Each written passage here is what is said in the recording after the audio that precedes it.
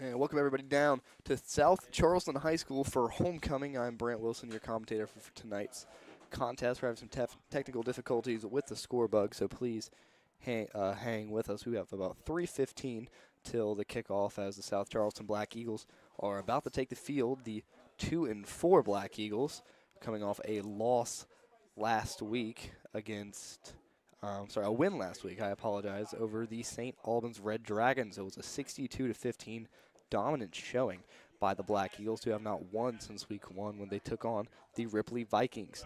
Number 8, Sean O'Reilly, the sophomore quarterback, went 4 of 13, a very low percentage completion rate there, but accounted for 3 touchdowns on his 4 completions, 134 total yards through the air. The main story was number 1, Malcolm Brown, senior running back captain. He had 11 carries, 118 rushing yards, and 2 touchdowns on the ground. Number 11 receiver, freshman phenom, Devin Lazo, the 5'11", 143 receiver, finished with 2 50-plus yard receiving TDs that totaled 122 yards on only 2 receptions. So both times that they got the ball into Lazo's hands, they finished up in the end zone. Number 4, Elijah Costin on the defensive end also had an interception, which propelled him to such a dominant victory over the 0-6 St. Albans Red Dragons. As we look to the left side of the field here, we're going to see the 4 captains walk onto the field. That's number 70 Elijah Balsey, number 1, Malcolm Brown, number 0, Caden Hackman, who is not dressed for this game. He's a very big presence on that defensive side. They're going to miss him. And number 5, Braden Zuinga. For Riverside, captain number 42, Quade McGee. Number 4, Logan Tudor, who will not be dressing this game as well. So 2 senior captains for each side are out for tonight's game. And number 13, Riley Gilmore, the linebacker, senior 6'2", 190 for the Riverside Warriors. Riverside last week, they have a record of 1-6 so far, lost 18-42 to Woodrow Wilson and Beckley.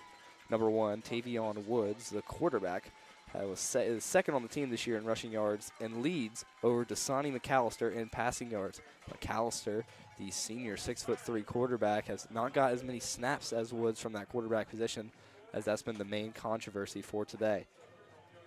The only win so far for the Riverside Warriors was none other to the St. Albans Red Dragons. It was a 51-0 shutout for the Red Dragons, as they have yet to string together a win. Both teams only 1 win in the Mountain State League. They both come against the Red Dragons themselves. The last time these 2 teams met, it was a ugly season for both, to say the least. Both teams are winless. Riverside won that game 51-19 over the Black Eagles. Tavion Woods went 10 of 13 with 205 passing yards with 2 passing touchdowns for the Warriors. The only win last year was Riverside was over South Charleston, and the Black Eagles finished 0-10 last year, as they've flipped the script here with the return of head coach Donnie Mays. They are now off to a way better start, 2-4 to be exact, and the flock down there is looking for a homecoming victory as orange dust fills the air on the left side off your screen. In the rankings so far, South Charleston is 18th in AAA out of the 28 teams in that region. That puts them 2 spots out of the playoffs, and they are 5th in the Mountain State League with their 1-1 record in said league. For Riverside, they're 18th in Quad A, so a different division here. Same conference. They're 1-2 so far in the Mountain State. They're 7th so far in that league, only above Cabell Midland, Hurricane, and St. Albans. It looks like St. Albans has secured that bottom spot. It's going to be Riverside to receive here initially and send their offense out there. Yet again, we are having problems with our score bug, so please hang with us. Back deep to return is number 2, Vaughn Brockman, the freshman receiver for the Warriors. As we're all set to go, Jaden Bumpus looking to send this one deep, and it's going to be a high, short kick to about 31. Ball's on the ground, and they just fall on it. So Riverside will set up shop at their own 33. Not terrible field position, but not what they want with such a short kickoff. It's going to be all eyes on Tavion Woods, who had his career game last year against Riverside. As we said earlier, it was 205 passing yards for 2 touchdowns on only 3 incompletions. So he's going to have all eyes on him. And for the other side of the ball, once South Charleston sees the ball, we'll see the player to watch for them. It's, of course, Malcolm Brown, the senior running back, who put up almost 200 yards against St. Albans. Woods will be at the helm. McAllister will stay on the sideline. Trips to the bottom of your screen, someone way up high. We get things started for the first play of the game. Here's going to be an underneath give here, outside zone, trying to find the edge. Number 6 will step out of bounds and fall a lot more forward than what you thought. He goes out of bounds at the 41. Malachi Hope, the sophomore running back, will pick up about 6 on the carry. It's going to be a 2nd down and 4. They're going to keep number 13, Riley Gilmore, the senior captain, to the top of your screen. He's been in a tight end and receiver role so far. Right now they have him isolated on that outside.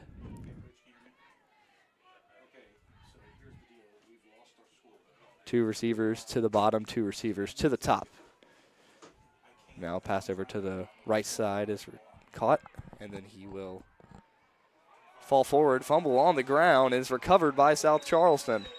So an early turnover for Riverside gives the Black Eagles a lot of hope here on homecoming. So we're still struggling here technically, but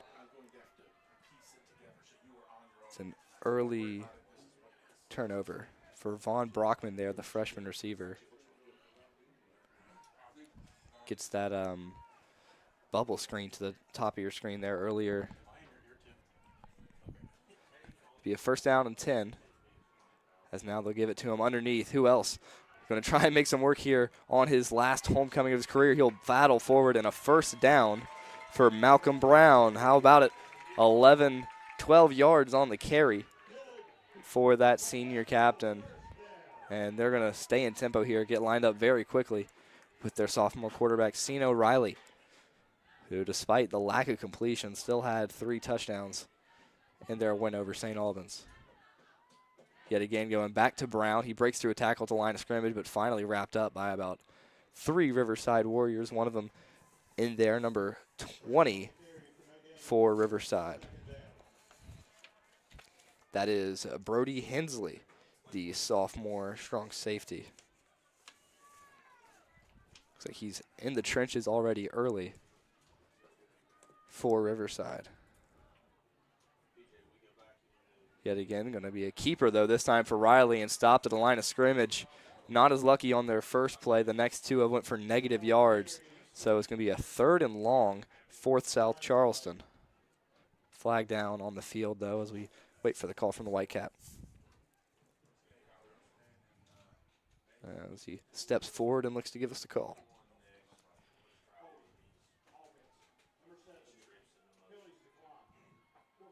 And it will be a holding, so shouldn't be 4th down. It'll be 3rd down. There it is.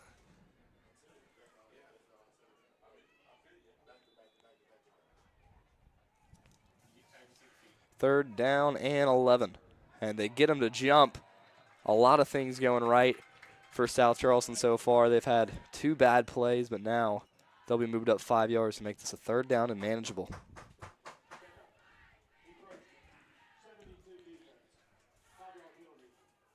And that one is on Thomas Christie, the 6'3" senior out of Riverside. Jumps a little too early and gives up a good defensive field positioning that they had there after their early turnover. Here's another give underneath to Brown. Fights forward and going to be close to the 6. Looks like they're going to give it to him. So that's the 2nd 1st down of the day for Malcolm Brown here on homecoming. The battle of the 18th ranked team in the state in AAA and Quad A respectively, both right outside that playoff contention. 1st down and 10 for South Charleston as a look to the sideline. 2 receivers to the very bottom of your screen, 1 to the top. The tight end in the set, number 88. Here's another give to Brown. This time he's brought down behind the line of scrimmage by number 52, Paul Cochran. So Brown, about 5 carries and 23 yards. Not the worst stats to start off your game as they're knocking on the red zone with a 2nd down and 9. They got number 88 at tight end. First time I see it. That's Miles Terry. filling into that spot. And we're going to have a timeout there by Riverside, so they'll be left with 2. We'll take a short break. You're watching AC Media Game Day. West Virginia is home. It's where we work, live, and raise our families. At the heart of our communities are West Virginia hospitals and their compassionate caregivers. From life-saving treatments and emergency care to wellness support and screening services, we are improving your quality of life through extraordinary achievements and amazing results. West Virginia Hospitals. Your health is the heartbeat of our communities.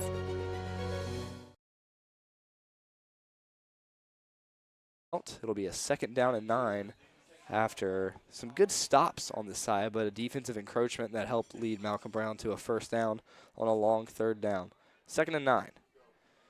Yet again with this 3 receiver set, Terry at that tight end position. They'll send Brown in motion. Here's a high ball. Riley to the left side looking for his man, and this time closer to the ref as number 7 letting everybody know that was all him forcing that incompletion. That's John Battle, the 5'10" junior.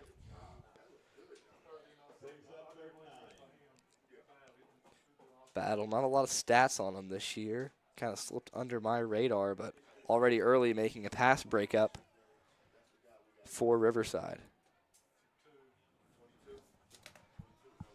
3rd down again for Riverside. 2nd time they face it on this drive after the forcing the fumble earlier. Brown will get it on the left side, looking for his 2nd 3rd down completion in a row, but there's a flag from that sideline ref as he's short of the line to gain.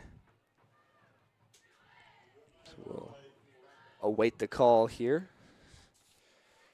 Seeing almost a face that I haven't seen too often for the South Charleston team, Christian Perkins. He's lining up out wide today for the Black Eagles, number 10. If I remember, he had a very good game when they played Winfield. That wasn't too great of a game for the Black Eagles, but they lost 6-42 just about a month ago.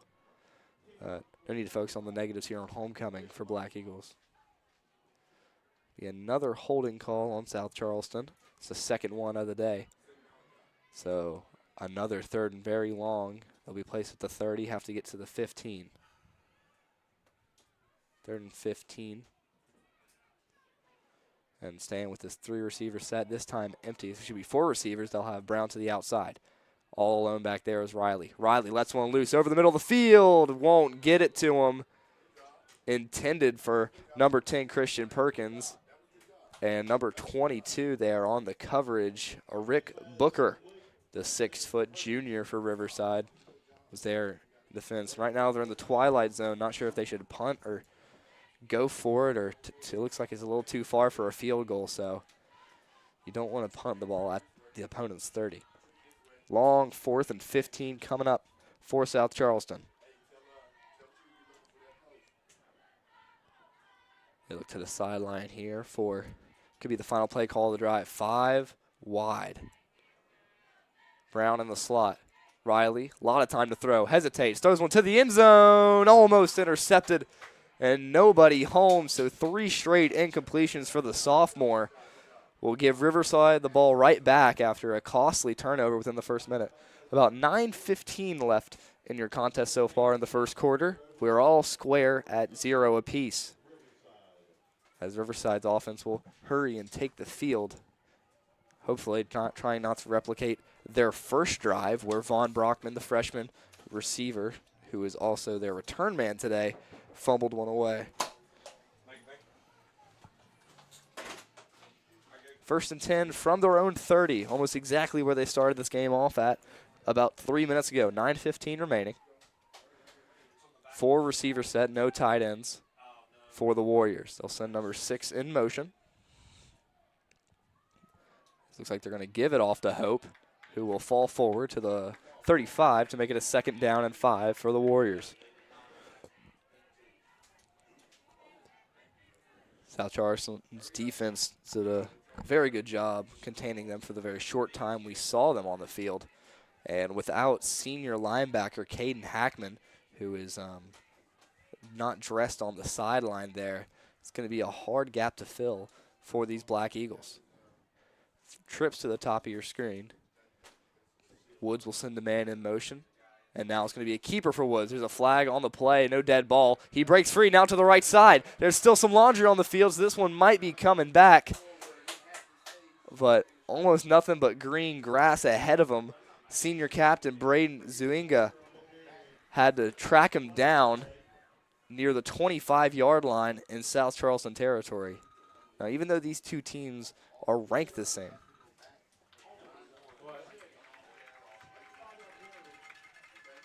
I'll hold my horses there as an illegal motion by Malachi Hope brings that long run all the way back for Tavian Woods. He relied on his arm the last time these two teams played. Right now he showed off his legs early. And despite these teams both being ranked 18th in their respective division, Quad A for Riverside and Triple A for South Charleston, the difference in size of school between Riverside and South Charleston is staggering. So you have a lot more resources to be expendable if you're on that Riverside sideline. But the teams look pretty even when you compare their sizes sideline to sideline. Not really any outliers. Be a 2nd down and 10 for Riverside. Looking. Now gets it over the middle, and he'll pick up about 9. A solid read there from Tavian Woods getting to his first man. And looks like it was completed to Malachi Hope. Mason will get the tackle for South Charleston. Mason, the 6', 245 freshman. Hard to ignore his size. Woods looking downfield. He's going to let one go high to the sideline, and he can't haul it in. Number 13 for Riverside, Riley Gilmore, had it in his hands and couldn't secure it. And John Madden always said, if you hit you in the hands, you got to catch the ball right there. He'd be kicking dust up. Not happy about that one. It'll be a 2nd down and 10 on what could have been another big play, this time not taken back by a penalty, just by some sloppy hands. 2nd and 10 with 7:58 remaining. They'll send Hope in motion one more time behind the quarterback. Now a pistol look to the left side.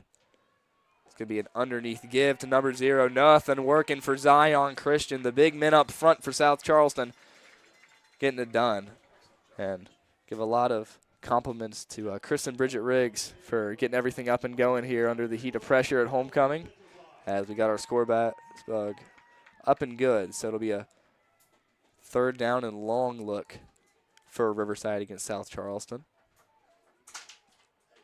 That front 7 of the Black Eagles really showing off their moxie. Still running this one high look on defense with Malcolm Brown being that high safety. That quarterback one, Elijah Cawson. Make a play there to the bottom of your screen. Here's going to be a bubble screen to the right side. Number 13 going to get nowhere. And homecoming is looking good on the defensive side for the Black Eagles. Now the offense has to capitalize. Riley Gilmore gets a reception of about 2 yards.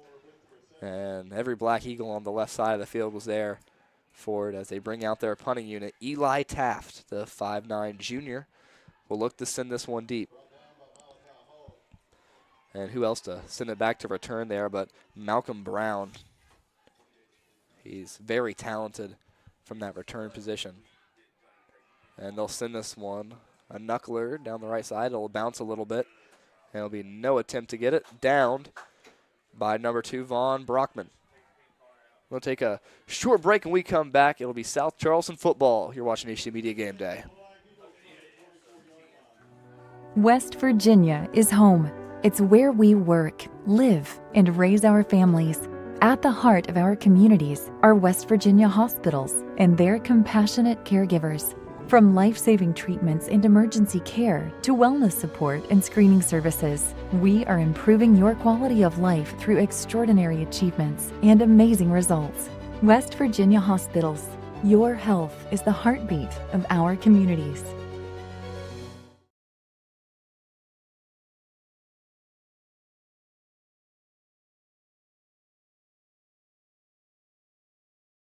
South Charleston wasted no time in getting back onto the field. It'll be an incomplete pass for Ceno Riley.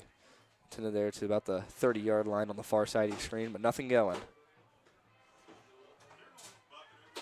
2nd down and 10 4 receivers out wide, trips to the bottom of your screen. Yet again, they'll give it to Brown. He cuts up now, down to the left hash, gets to about the 38, and the pile will be pushed backward. Riverside stands tall, but not until Brown gets his 3rd first down of the contest. And the front, I mean, this offensive line, as Bob Goebel, the old coach for the Hurricane Redskins, would say, the Hoggies are going wild today. They're doing a very good job clearing up space for Malcolm Brown. They'll go right back to him. This time, actually, number 22, Malachi Hall, will get the carry. This time not as successful as the Riverside Warrior loses their helmet. It's a short gain. Tavian Woods, the quarterback and star linebacker for this team, will have to take a play off after he loses his lid. See if they'll go back to Hall here after they send number 20, Brody Hensley in. Substitution of Tavian Woods. And it'll be a keeper for Cena Riley. Tries to cut back through, but wrapped up by his feet by Quade McGee, the senior captain there on the edge. We have 3rd and 5 for South Charleston. To the top of your screen. Haven't looked towards Devin Lazo yet today. Has had over 120 receiving yards last week. And nothing for Zion Christian. It looks like he was lined up on offense on accident. He jumps very early and will move them forward 5 more yards. That's the 2nd defensive penalty on Riverside on a crucial 3rd down as well. And so they'll move the sticks. They'll get to the 50-yard line. First down, South Charleston. Looks like they're going to keep Malachi Hall back there. Lazo to the top of your screen. Perkins to the very bottom. Another give to Hall. Hall finds a hole, hits it hard, gets past the 2nd level, and is wrapped up late by Von Brockman. A huge first down for Hall as this rushing offense for the Black Eagles rolling. And to the very right of your screen there, you see Von Brockman, that cornerback, having to make a tackle on a 6', 235 running back, grabbing his forearm a little bit, but now he's guarding the slot. Another give to Hall, this time brought down by his feet well. It'll be number 6, Malachi Hope, with the tackle. 2nd and 8 from the 30. This is where the drive stalled out last time for the Black Eagles. Don't want a repeat of their first offensive chance. 4:40 remaining. Staying in this 3-receiver set with number 88, Miles Terry, at that tight end position, trying to get him to jump just one more time. Now Lazo right now being guarded by John Battle on that left side. He has 1 pass break up, but you got to trust your young receiver there. They'll give it right back to Hall, though. They keep feeding him as he'll pick up a gain of about 3 to the 27-yard line, a 3rd and much more manageable than what they've been seeing so far.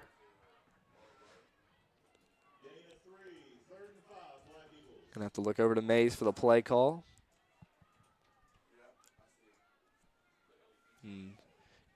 This 4-3 look for Riverside on defense with their front 7, playing 1 high safety. Another give to Hall underneath. This time he finds a hole fighting, and he's going to be close to the sticks. They'll mark him down at the 24. Line to gain is the 23. So 4th and short, you don't want to come up without any points for the 2nd time today when you get deep into this Warrior territory.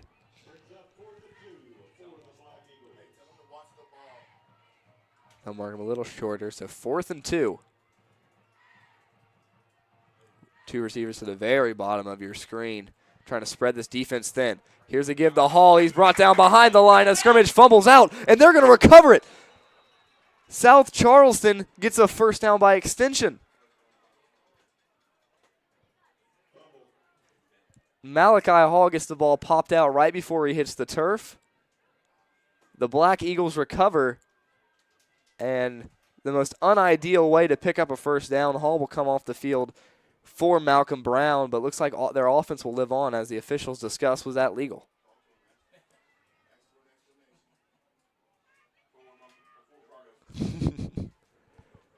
As we wait for the ref's decision.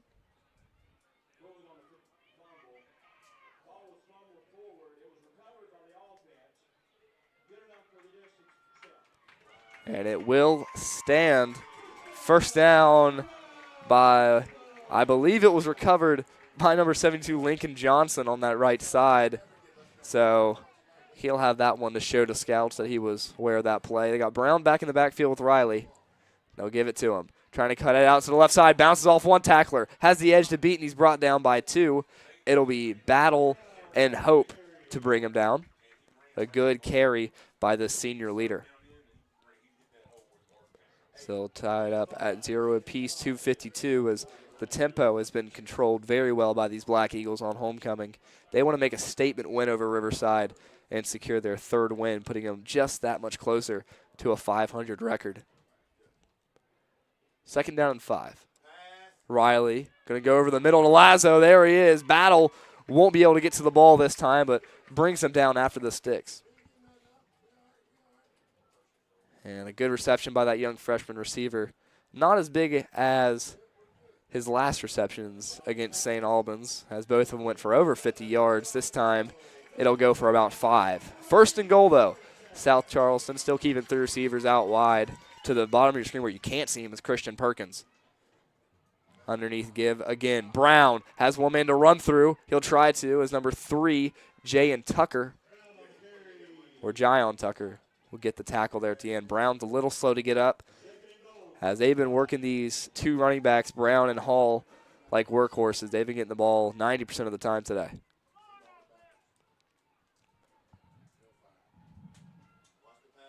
It'll be 2nd down and 5. Terry in motion. 3 receivers still outside. They've been keeping that set the whole game.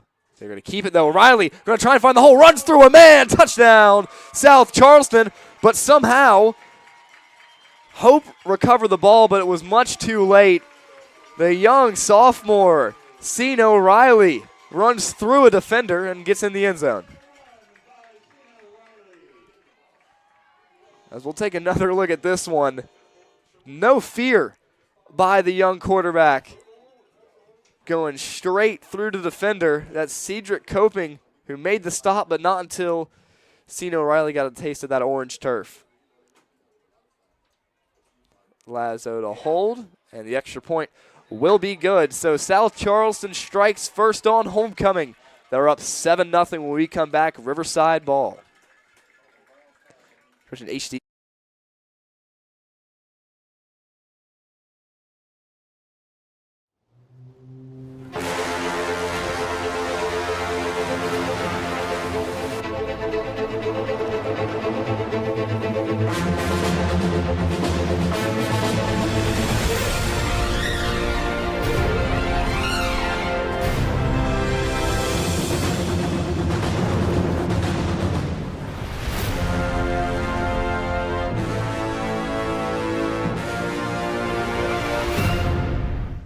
CJU is a great company to work for. We've been around for 78 years. We are an underground utility construction company all across the East Coast. We are rapidly growing, and we're seeing a huge growth in this market, a huge need for employees. We are always looking for those that are experienced, those that are trying to get their foot in the door. We have positions for everybody. We offer competitive pay. We offer competitive benefits.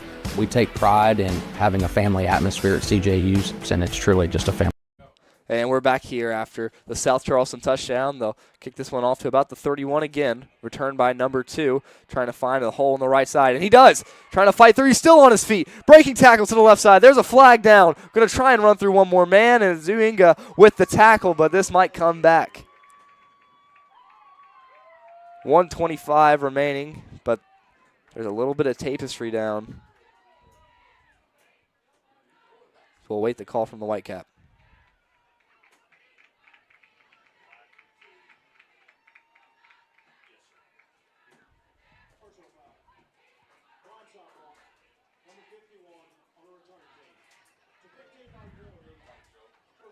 And that is costly, a personal foul on sophomore Joel Peters. He plays right guard for this team, and that one's going to bring back a very big return a long way as the penalty takes place from where the foul was committed. So they don't even get the bonus yards from the phenomenal return from Von Brockman. First down from their own 21. And where they received that, if they just took a fair catch, they would have had 10 more yards to work with. But they'll immediately go to a 5-wide look. Woods at the helm after their punt on their last possession. Woods goes right to the bubble screen, again to number 13. This time shakes through a tackle and is brought down by Zuinga. Back-to-back plays with a tackle for that senior linebacker. Gilmore will pick up about 6. Riverside's offense not doing too bad as that costly fumble that gave up a lot of time to South Charleston and just some miscues overall. That's not doing them any justice. Penalties so far not going in the way of what you want to see if you're a Warriors fan. 2nd down and 5. 50 seconds remaining. Woods looking, a lot of pressure on the outside, trying to get it out, and he won't be able to. Every South Charleston defensive lineman was there on the play, and there's a flag.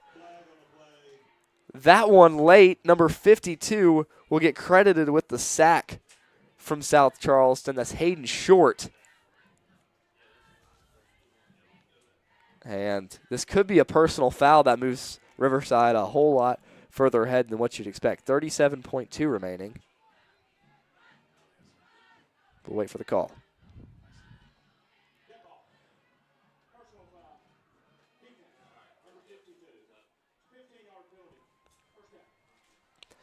So they'll give him the sack on the night, but it won't go for any negative yards. It'll go for 15 yards in the Warriors' way. And that's something you don't want to see after such a good effort by that defensive line for South Charleston. They'll keep the clock rolling here. 30 seconds left now.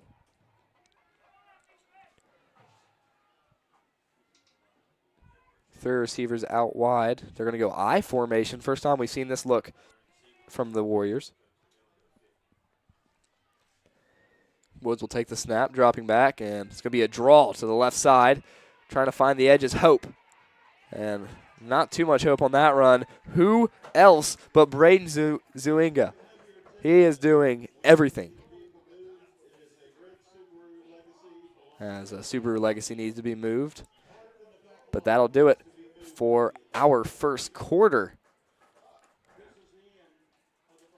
Thanks to the ref for rewording what I was saying. Riverside down to South Charleston, the AAA team right now on top at homecoming. 12 more minutes of first half football. When we come back, you're watching HD Media Game Day. I'm Chris Miller, and I'm proud to sponsor productions like this one that showcase the best of this great state. School pride runs deep here. Friday night lights, crowded gyms, packed auditoriums. It's what makes this such a great place to live and work. So be true to your school. And at Dutch Miller Auto, we're there with you.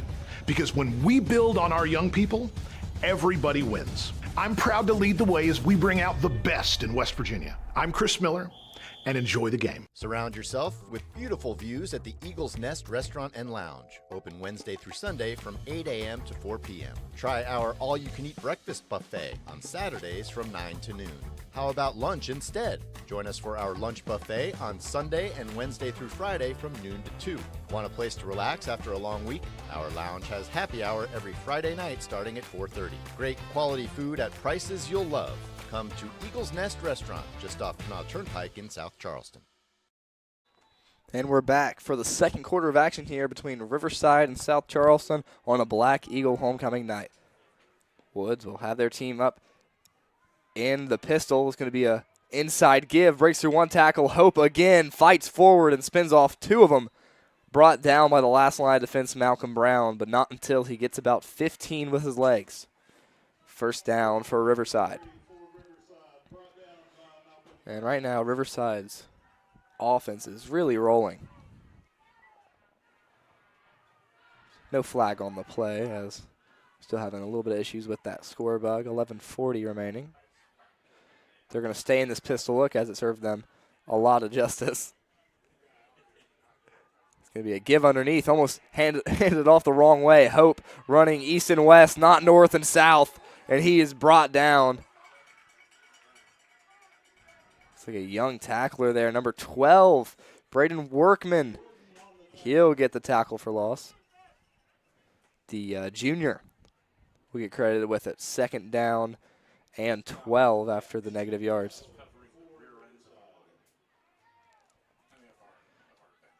Now, not too much crowd impact from the flock there, as right now a little silent, but it's only a second down, so maybe we'll see some energy on that third down. Third receiver look again. I formation. They'll send him in motion. Now a pitch out to Hope. Tries to cut it inside, shakes off one. Tries to get through and won't get nothing. South Charleston's front seven is really making a statement so far. Amari Valentine will be credited with that tackle. Wrapped him up well. And Malachi Hope, the sophomore running back for Riverside, is not an easy man to bring down. At least 5 broken tackles so far in the contest. It's like they have Tyson Arms filling in that motion role when they have Hope in the backfield with Woods. Third down and 8. Closer to 7, actually. We've already bled off 2 minutes of clock. And it's like we'll have this one blown dead by South Charleston. So it'll be the second time Riverside uses the timeout, and right now is a great time to pick up a digital subscription to the Gazette Mail. For just $1, you will get 6 months of access to web stories, the e-edition of the Gazette Mail, plus tons of exclusive features, stories, podcasts, and other shows. And, of course, expanded coverage of all of our live stream games. Just $1 for half a year. Go to GazetteMail.com to subscribe today. And couldn't be a better time. Last week, I had the pleasure of being down in George Washington, where Jefferson upset the, at the time, undefeated George Washington Patriots. It was a thriller, and you would have missed it if you didn't tune in to HD Media Game Day. It's a lot of action that we get to capture here, and we're glad we get to provide it for you. Still 7-0, the sole touchdown being a 2-yard scamper in by Ceno Riley, where he ran through a man and found the back of the end zone. They'll go back to the I form for Riverside out of their second timeout. They'll only have 1 remaining. South Charleston still has all 3. Arms in motion. Here's going to be a give underneath. Play action. Looking for Arms and diving, but won't secure it. Hands not a priority right now for Riverside. They can't seem to secure that ball through the air. And now it's a 4th down and almost a waste of a good play call because he got him very open if that ball was placed a little better too. Looks like they're going to send Eli Taft out there for his second punt of the day. The Warriors' offense has been very stagnant. 9:57 remaining. Number 2 taking the lot. Vaughn Brockman, that's their receiver and cornerback, taking a lot of the snaps here. He's going to be their long snapper here on these punts. He'll let one loose. Taft drills one straight, bounces high, and it will be returned. Trying to find some room and is brought down after shaking one off. Malcolm Brown gets out to about the 22-yard line. So while they change possessions, fall football in West Virginia is unlike anything else. HD Media is live streaming more than 30 high school games this year. Next week, the action stays here in South Charleston as Oak Hill takes on the Black Eagles. It's all live and free in one convenient location, hdmediagameday.com. See if Riley can lead his team for another long touchdown drive. Such a young team in South Charleston, and they've been more than impressed me over this season, coming back from an 0-10 year and potentially stringing together back-to-back wins if they keep this pace up. Riverside with 7 in the box, all of them loaded on that line of scrimmage. Riley will keep it and is brought down, initially met by number 6, Malachi Hope. 9:30 remaining. Not too many looks right now. They've switched the coverage look there at the top of your screen. They're going to have a Rick Booker guarding number 11, Devin Lazo, who has 1 reception today for about 7 yards that got him into that scoring territory on a 6 or 5-yard dig. Loading up to the bottom of your screen there to the left side of the field. They'll give it to Malcolm. Fighting forward, and he's going to be almost past the sticks. It's going to be close. And they'll move him. So first down, again, off the back of Malcolm Brown. And if you just tune into any of these games for South Charleston, the wins, the losses, the blowouts from either side, you see how valuable Malcolm Brown is to this team. And Malachi Hall needs to get his flowers too. It's a two-headed demon out of the backfield right beside Ceno Riley. Lazo to the very top of your screen again, 1st and 10. As this run going nowhere. As Riverside's starting to catch on to this heavy run attack. Number 7 will be the last one in there, John Battle, to get the tackle. Be a 2nd and 12 after the 2-yard loss by Hall. Only one short pass so far for Ceno Riley, and it was a completion. They've tried to let him air it out on that initial possession where they turned the ball over on downs, looking downfield to Christian Perkins on 2 of those throws. As they still have Amari Valentine, the other freshman receiver, in the slot. Riley, play action. Going to look to the slant there. Lazo is intercepted. A miscommunication. Number 22 down the sideline. He's got one man to beat. Will he get there? And he will. And we're all square. And pick 6 by Aruk Booker. Right place, right time for the Warriors.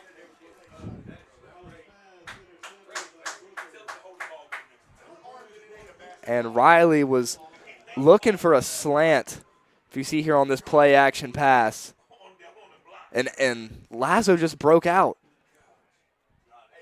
He had the leverage to have that fade ball, but the miscommunication leads to a Booker pick 6, and he'll be able to talk about that one come Monday for school.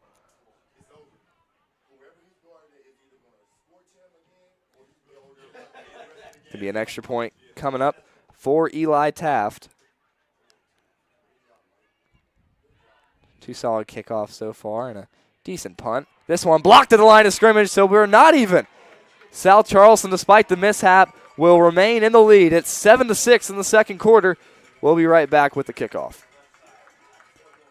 7:46 left. Score big this fall with GoMart. Every Saturday through the end of October, GoMart Rewards members earn triple points on all purchases. And while you rack up on rewards points, be sure to scan the QR code in-store for more ways to win. Each scan is a chance to score the ultimate tailgating package with a $200 GoMart gift card, tailgating supplies, and more. GoMart is your hookup for the football season. Visit the GoMart app or GoMart.com to learn more. GoMart is the official convenience store of WVU Athletics.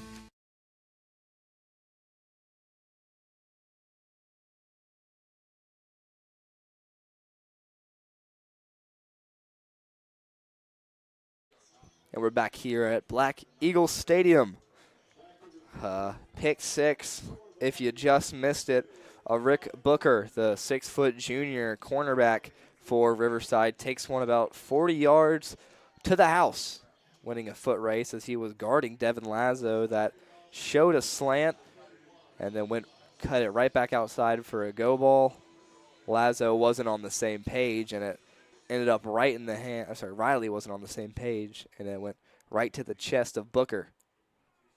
So the extra point was blocked, so we stay at 6-7. Taft will send this one deep. Here's a small pooch. High bounce. Going to be recovered, though, cleanly by South Charleston. And he's brought down at about the 27-yard line. Lazo will have a short return. Still in the lead, so the interception not hurting him as bad as what some would think. 7:42 remaining here in the second quarter of action.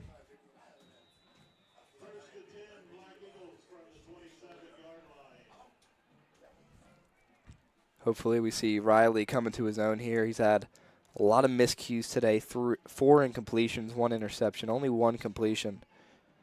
But it's hard to stray away from that run game you've had with Malcolm Brown and Malachi Hall. From their own 27, 4 receivers out wide. And this play will be blown dead. Timeout. South Charleston. As the Black Eagles use a timeout, will utilize one as well. You're watching HD Media Game Day. We'll be right back.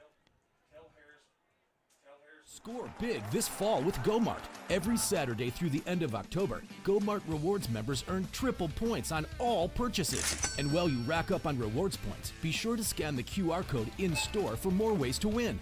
Each scan is a chance to score the ultimate tailgating package with a $200 GoMart gift card, tailgating supplies, and more. GoMart is your hookup for the football season. Visit the GoMart app or GoMart.com to learn more. GoMart is the official convenience store of WVU Athletics. Calendar notifications, emails, texts. These are all distractions. They take your attention away from the road, away from stoplights, sudden braking, and unexpected hazards. Distracted driving is dangerous. Be a keeper for Cena O'Reilly. Fakes the give as a read option and met hard. And it's not good. Tavian Woods grabbing his left knee. You got to hope it's just a stinger there on the side. Timeout for an injured player. It'll be an injury timeout. We'll take a break, and we'll hope he's okay here for Riverside. Notifications, emails, texts. These are all distractions. They take your attention away from the road, away from stoplights, sudden braking, and unexpected hazards. Distracted driving is dangerous to you and others. And if you're caught with a phone in your hand, it will cost you a minimum of $100, or even worse. It could cost a life. Keep yourself and others safe on the road. You drive, you text, you pay. This message is brought to you by the West Virginia Governor's Highway Safety Program.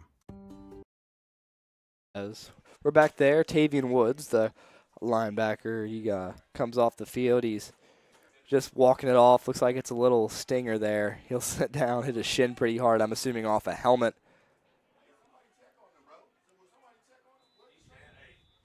Looks like he's back down on the sideline. You just got to hope it's just a little bit lingering and nothing too bad. This game will go for nothing on the give underneath. Stopped immediately, so it'll be a 3rd down and short. As they still have Woods down on that sideline. He's off your screen. We'll try and keep you updated as much as we can on him. But starting quarterback, you really hope he's okay. And that's the risk you have, having your quarterback also be your star linebacker. He's just involved in every play, and a lot could happen. 3rd down and 3. Riley rolls out left. Here's a throw. It's caught through contact, but I don't think he's got it, and he doesn't. So a good catch by Miles Terry, but it will be all for nothing. And just what a sequence of events for Tavian Woods. They're going to go for it here. 4th down. And looks like they're going to get him the jump. Riverside had 12 men on the field there. And it's going to move them 5 yards forward. Defense, 72. 5-yard penalty. 1st down. So they stop him on 3rd, give him the 1st down on 4th. Riverside needs to be a little more disciplined. You're still down 1 in this game, even though you have a pick 6 on that defensive end. Trying to make someone miss now. Malcolm Brown will pick up about a yard or 2. Not much going. Brought down by Cedric Coping. It's really good to see Riverside's player out there again, though. Makes it a fun game for both sides. Lazo again, he's still guarded by number 22, Rick Booker. To the others here, top of the screen, Makai Gordon. He's covered close by Vaughn Brockman, and the 6-foot junior has 4 inches on Brockman and about 100 pounds. Yeah, I mean, I feel like you got to trust him. Here's a give. Down underneath again, and he slammed backwards. A big tackle from Thomas Christie. A 6-foot junior, 270. One of the bigger players on this Riverside team gets a tackle for a loss. Just picks him up and makes sure he's going nowhere. SC's offense really struggling since that pick 6. 3rd down and 10. Riley, pressure. Here's the ball in the air. Intercepted one more time. Number 7, John Battle, taking it down the right sideline, and he'll just step out of bounds. Back-to-back possessions. The young quarterback is frustrated on his way to the sideline.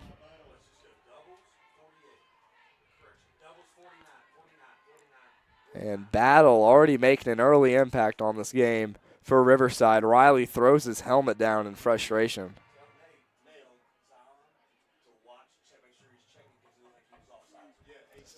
A lot of pent-up frustration as all the momentum in the world is towards the Quad A team in this battle.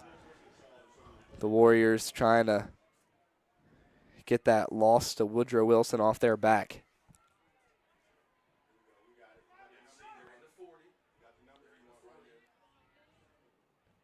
Brown still out there. Here's a pitch to the left side. It's on the ground. It is recovered. Immediately turned back over. And now things are going back in South Charleston's favor. And it might be some homecoming magic. It's the right play call. Just slipped through his fingers. And a heads-up play there by Hayden Short, who already has a sack today, to get on that ball immediately. Didn't even give Malachi hope to process that the ball was on the ground. So Riley, despite the 2 interceptions, has a chance to extend this lead. Only 1 point, 4:37 remaining. They'll give it to Malcolm Brown. And there's a flag down near the line of scrimmage after the carry by Brown. So miscue that led to a Riverside touchdown, then a miscue that gave Riverside the ball. Immediately after, we see a fumble by the Warriors and now a flag on the ground, so nothing clean happening. 80 to runner, 55, offense. It's a 5-yard penalty. Still first down. So I'm sure the Eagles wouldn't want to hear that call. It's Jackson Slack will get called with aiding a runner, the right guard. So first down and 15 for South Charleston. They're going to stay in this 3-receiver look. Miles Terry getting a lot of snaps so far, not going to their true spread. To the right of Riley, it's Brown. They'll give it to him. They break through the line of scrimmage, and everybody's there for him. 1, 2, 3, 4. Riverside Warriors there to push him out of bounds, but he stays standing. They're just looking for anything to happen here on offense. Right now, the wheels aren't turning for South Charleston like they were on their second drive. The run game is getting a little stagnant, and the air right now not an option with how great the secondary for Riverside has been.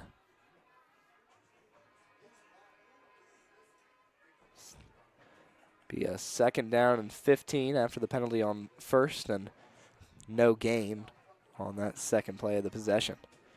Here's a give underneath again to Brown. He's hit hard by number 5, but falls forward. That's Cedric Coping on the tackle.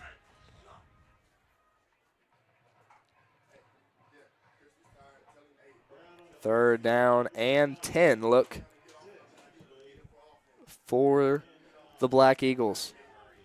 Still up 1 point, as that could be a decider after Eli Taft's extra point was blocked after the pick 6 by a Rick Booker. Riley lets one go down the left sideline, and nobody there. Battle in coverage again. He was all over number 10, Christian Perkins. So 4th and 10. Now they'll send the punt unit out. That is Malachi Hall, of course. Their punter has a solid leg on him there. Jaden Bumpus, the place kicker for this Black Eagle team. We saw him on the kickoff earlier. Back deep to receive, number 6, Malachi Hope.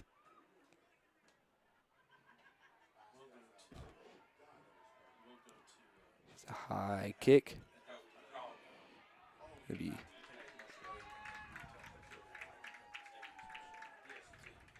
He'll be brought down after the short carry from the return by Malachi Hope. Be 3:17 remaining here in the second quarter. As once we get to the break, we'll head to a short commercial break once that final whistle blows, and we'll be back on the field with some homecoming festivities here for the Black Eagles. See who's going to be your king and queen here at South Charleston High. Be 1st and 10 from the Riverside 41. Great field positioning, just have to drive 59 yards to get the lead back in this game. It'll be a quick draw with the quarterback. Nothing going for Woods. He's brought down very quickly. Be number 5 yet again, Braden Zuinga. He has been absolutely everywhere for the Black Eagles. 2nd down and 9.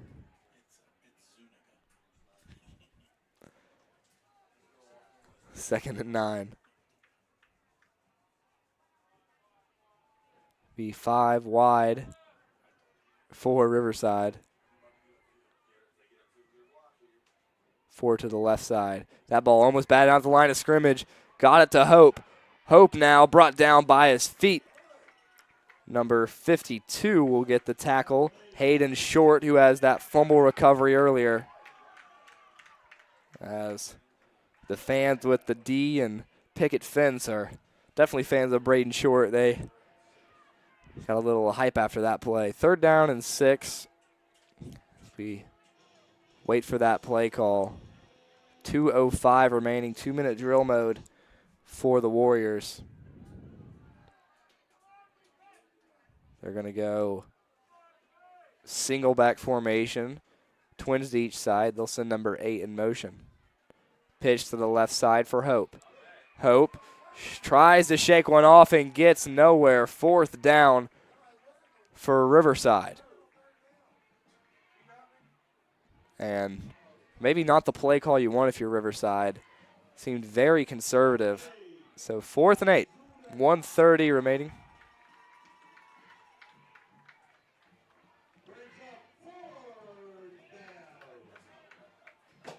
So they'll send the punting unit out one more time. Eli's half for his 3rd attempt to send it downfield.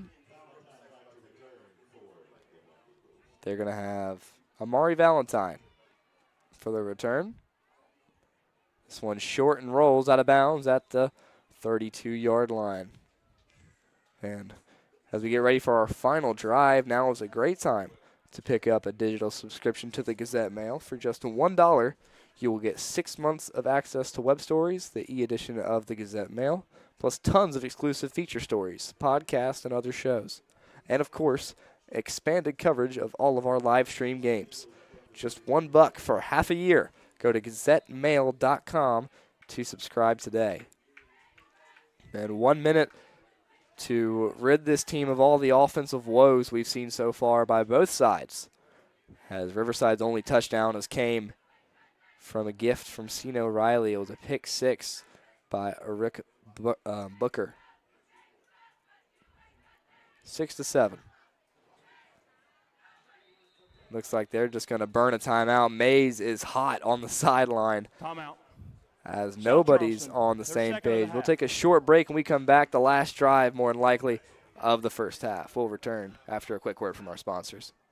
Lester Raines Mazda in South Charleston has been serving this area for over 50 years. Be moved with a Mazda test drive. Come in and see how Lester Raines Mazda gives you a 5-star rated shopping experience. We will work out your financing so you can sit back and enjoy your new car. At Lester Raines Mazda, it's not just about selling the vehicle, it's about service after the sale. Stop by or visit us online.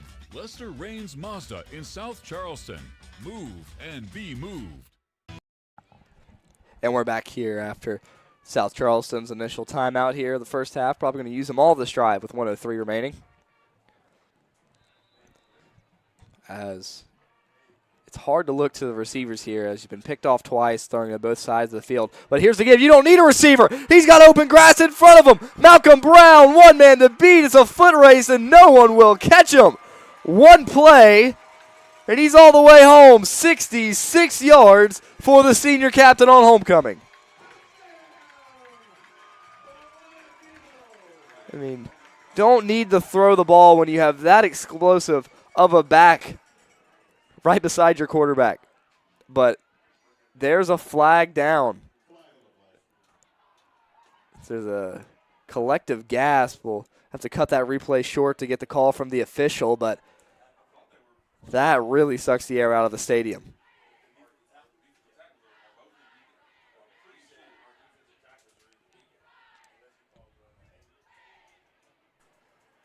Holding. Offense, number 52. It's a 10-yard penalty. It'll be After the score. Hayden Tip Short. ball. Unsportsmanlike conduct. Number 1, defense. Offense. 15-yard penalty. First down. 66 yards to the end zone has resulted in a 25-yard loss Number 1's first unsportsmanlike conduct for the Black of the game. Eagles. As it'll shower boos onto the head ref. That takes a lot away from this team. First down and forever for South Charleston. But closer to about 25 as an estimate.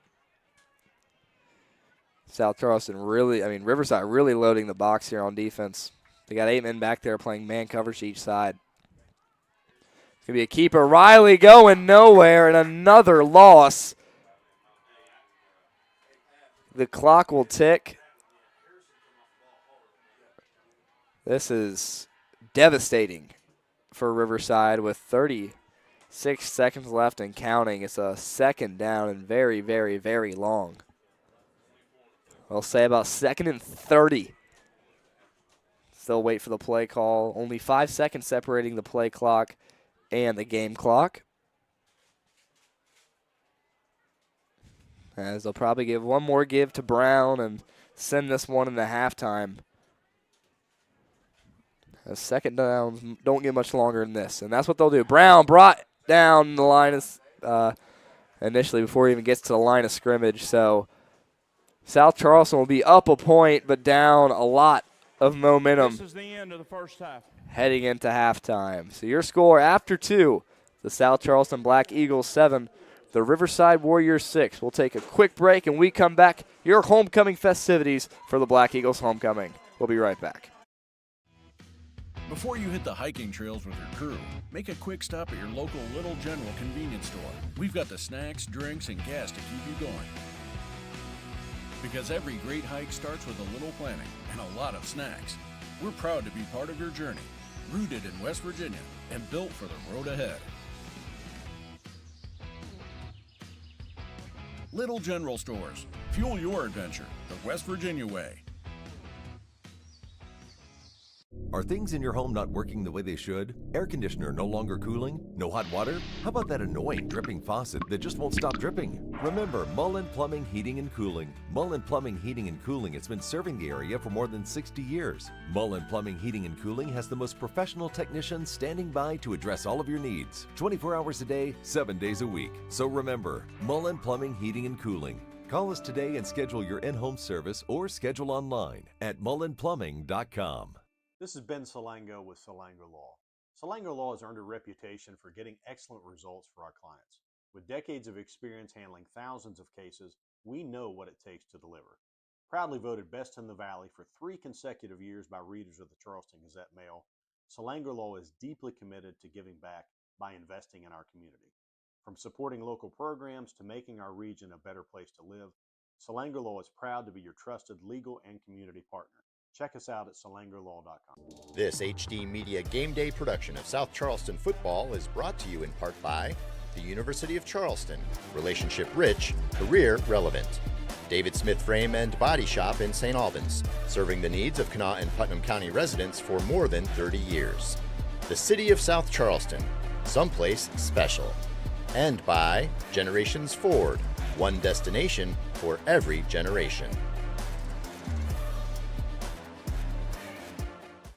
It's the saucy summer of barbecue at Tudor's. Tender pulled pork, smothered in 3 delicious new sauces. Sweet teriyaki, savory and thick. Carolina Gold, tangy and bold. Honey sriracha, hot and spicy. Topped with our creamy coleslaw. Sweet teriyaki, Carolina Gold, honey sriracha. Tudor's Biscuit World's pulled pork barbecue is bursting with flavor. Awesome sauce. Walker Chrysler Dodge Jeep Ram and Hurricane is built a little differently than other dealerships on things like a smile and a handshake. That's because Gene and Ryan built their business the old-fashioned way by making friends. There are no gimmicks or games at Walker, just honest, fair deals, and the huge inventory in both new and pre-owned doesn't hurt either. So when you're ready for your next vehicle, make that short 20-minute drive from Charleston or Huntington to Walker Chrysler Dodge Jeep Ram. Just off the Hurricane exit of I-64, Walker Chrysler Dodge Jeep Ram, making friends one deal at a time. Coming pep assemblies and class games. Over the course of these events, our students showed their spirit and pride for South Charleston High School. Great job to everyone involved. It was a really great week and we are proud of everyone who helped. The points awarded to each class are as follows. 157 to the freshmen, She is a member of our SCHS Helping Hearts Club, where she participates in events to help the community and the school. In the summer, Naraya volunteers at cheer camps looking for community service to help the next generations of little cheerleaders. She is rocking a 4.0 GPA in many of classes, including honors. In Naraya's free time, she loves to listen to music and watch Disney movies.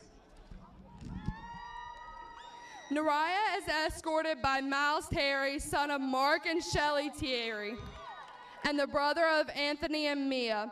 Miles is a member of the SCHS football team and basketball team. He attends Southridge Church. Miles is a member of the SCHS In-School Travel Club as he visits many classrooms to bring a smile to those around him. He was a great representative of the school spirit this week, especially on ESPN Day, where he and his fellow spirited young men got the attention of all of us through a social media game day post. He's always kind and helps others.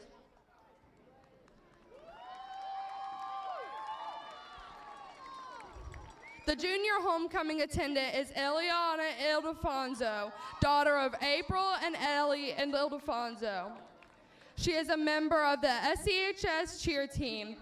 Eliana also loves being members of the Helping Hearts Club, where she hopes to do more projects for the community, speaking of the community, and she also loves to volunteer with Little League cheerleaders.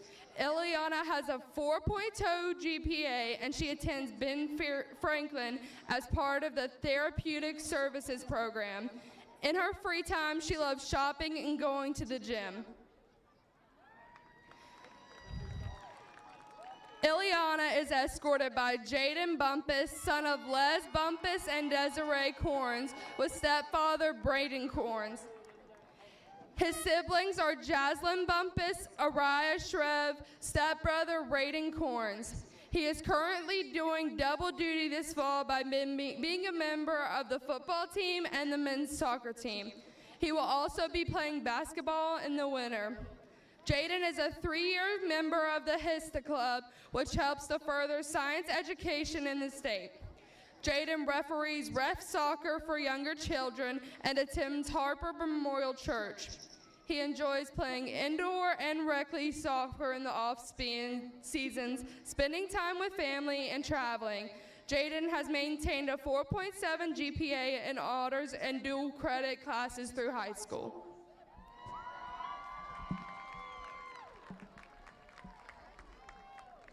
And now we have our senior class Queen and King nominees. First up is Abby Perkins, daughter of Christy Perkins of South Charleston and Jamie Perkins of Bell. She is a proud sibling of Colin and Brendan Quinn, Kendra Bowling, and James Lawrence Perkins III. Abby volunteers at church and is a member of the work program at South Charleston. She is a type 1 diabetic and has learned how demanding that condition can be. Abby loves poetry and animals. She is focused on building her future, staying motivated, and being the best version of herself. Abby would like to attend Marshall next year and major in medical imaging.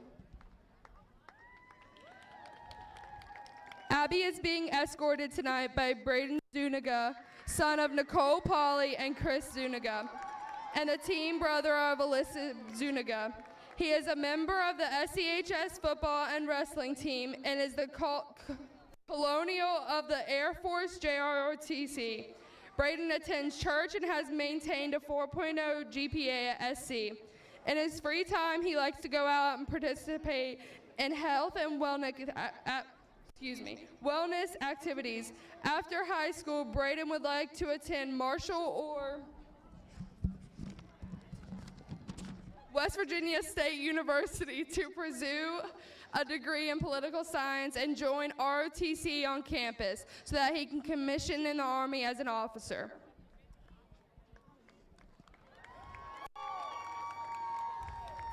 Next up is Savannah Porfahati, daughter of Amanda Schumacher and Russell Porfahati. She is the sister of Sierra Porfahati, who is the best sister she could ask for and one of her best friends. Savannah is a member of the band, and she has held the position of drum major for the last 2 years.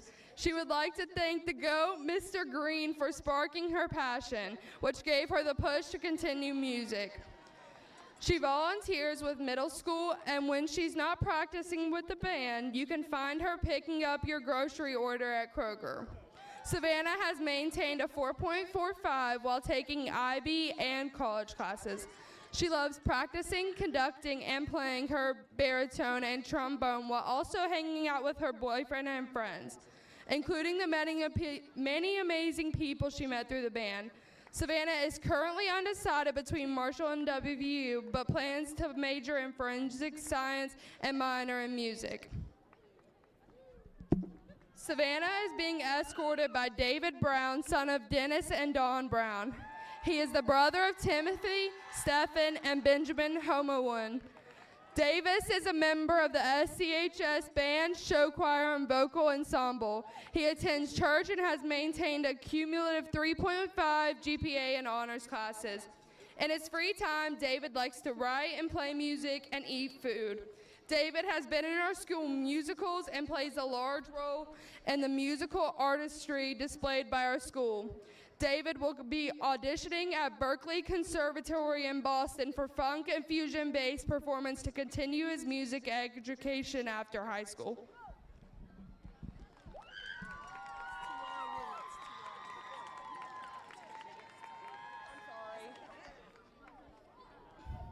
Next up is Nalea Woods, daughter of Tierra Woods. She is the sister to Nariah Jones. Nalea loves spending time on the sidelines cheering with the SCHS cheer squad. Nalea volunteers with the South Charleston Little League cheer team and likes to complete community service when she's not practicing. So many young cheerleaders came up here to see her at the homecoming parade yesterday to get hugs, and they were so happy to see her. She has completed over 150 hours of community service with these girls. She has over 3.2 in dual credit classes. In her free time, she likes to make TikToks and watch Dance Moms. She loves to dance and tumble. Nalea plans to go to college to be an elementary teacher, and she would like to attend college out of state.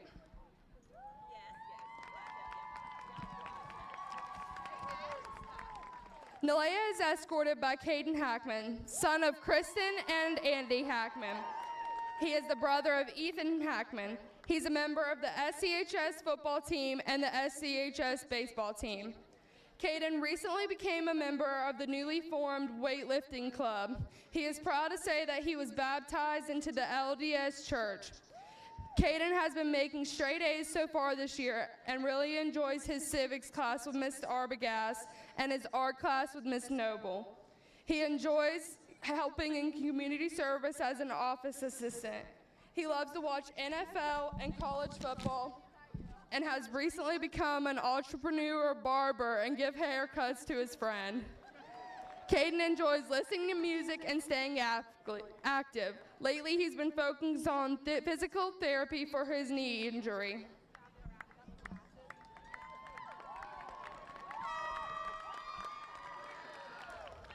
Joining us from last year is our 2024 homecoming queen, Anna Poor. Welcome back. Today, the entire student body voted for our homecoming king and queen. This year's 2025 homecoming king is Caden Hackman.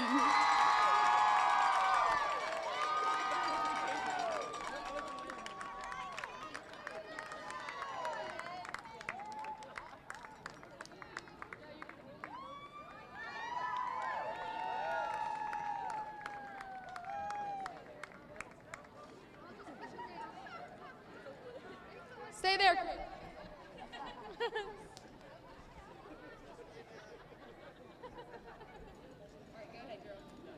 And now, this year's 2025 homecoming queen is Nalea Woods.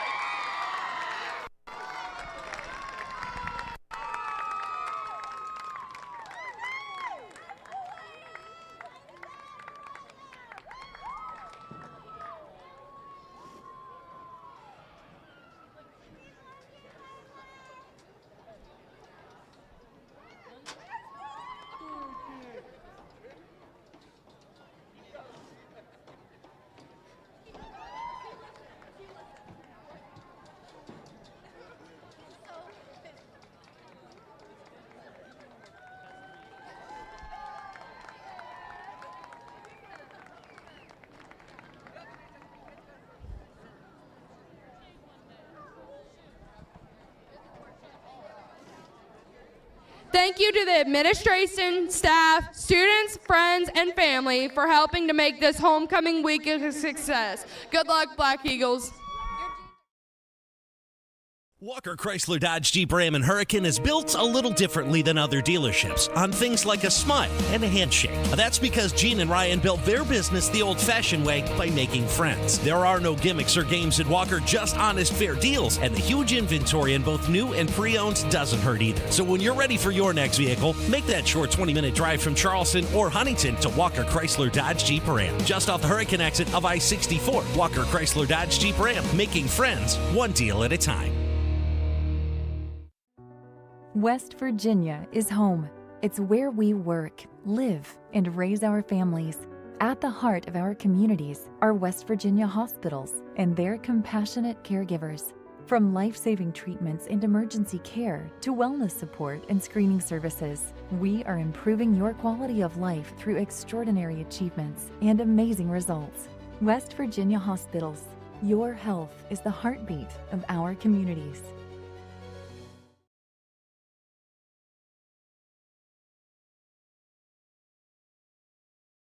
CJU is a great company to work for. We've been around for 78 years. We are an underground utility construction company all across the East Coast. We are rapidly growing, and we're seeing a huge growth in this market, a huge need for employees. We are always looking for those that are experienced, those that are trying to get their foot in the door. We have positions for everybody. We offer competitive pay. We offer competitive benefits. We take pride in having a family atmosphere at CJU's, and it's truly just a family company.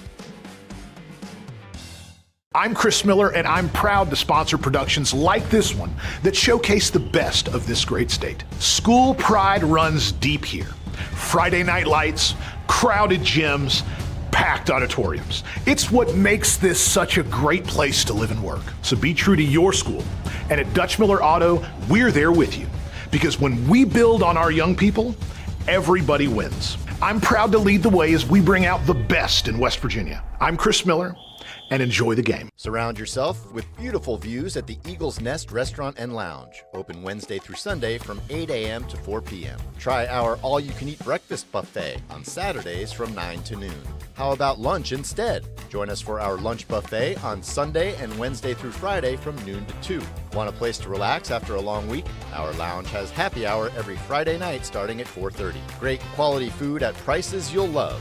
Come to Eagles Nest Restaurant, just off Canal Turnpike in South Charleston.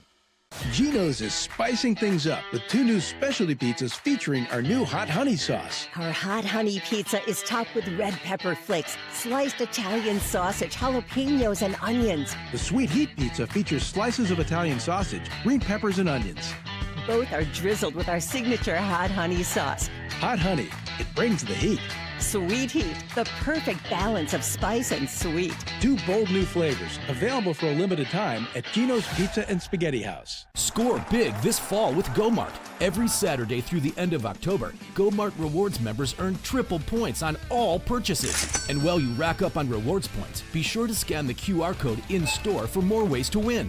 Each scan is a chance to score the ultimate tailgating package with a $200 GoMart gift card, tailgating supplies, and more. GoMart is your hookup for the football season. Visit the GoMart app or GoMart.com to learn more. GoMart is the official convenience store of WVU Athletics. Calendar. And we're back here after the homecoming festivities for South Charleston 2025 as they get things settled on the sideline. We get ready for some action between the Riverside Warriors and the South Charleston Black Eagles. It's going to be a good second half looking to go. About 3 minutes left here on the clock before we get things going again, the extended warm-up time. Congratulations to senior Caden Hackman, the linebacker on the football team. He sadly ended his season with a ACL tear earlier this year, but he gets to walk out of his second-to-last home game here at South Charleston as the homecoming king. So a lot to hang his hat on. 4 of the 5 candidates for homecoming were on the football team, which I'm from Point Pleasant. That's something a little unheard of. Didn't see too much of that. But congratulations to all the candidates, including freshman Brady Riggs getting the freshman candidate spot for South Charleston. As we look back here onto the first half, we had 2 interceptions by the young quarterback, Sino Riley, as he struggled to get it going, and it went to both sides of the field on a pass targeted for Devin Lazo, where he tried to run a slant, broke it out to run a streak. The ball was intended for the slant, and Arik Booker, the 6-foot junior for the Warriors, jumped right in front of the ball, hit him in the numbers, and took it back about 40 yards. That's the only score for Riverside. The extra point was blocked by Eli Taft, so he's 0 for 1 on the day. On the next possession, it's a long throw from Riley there near the end of the second quarter. Actually, the first possession after his initial interception. He throws one deep intended for number 10, Christian Perkins, that was intercepted by number 7, John Battle, who has 2 pass breakups now on the day and an interception. For the offense on Riverside, it's been hit or miss. Mainly missed, though, as they haven't accounted for any points and hardly any yards. 3 punts for the day for punter and kicker Eli Taft. Tavian Woods, who had over 200 yards the last time he played South Charleston last year, that gave Riverside their only win through the air. He can't get anything going on offense as they ended their drive where they got the interception from Battle with a fumble on the first play back. It was an initial pitch to Malachi Hope. Thrown backwards, Hayden Short was all over it, and the second the ball hit the turf, number 52 was right on top of it. Not a chance for Hope to recover. A lot of traded drives with punts. To the first drive of the game for South Charleston did end in a turnover on downs after a fumble by Malachi Hope. So that's his second drop of the day where the ball just could not stay in his hands. For Riverside, the reason their offense has been moving is a lot of drops just through the air, about 3 in total, 2 of them by senior captain Riley Gilmore. The 6'2", 190 receiver hasn't had hands too solid. As we're about to get things going here in the second half of this game. Looking to be exciting, though. These close games are what you want to see as a fan of either team.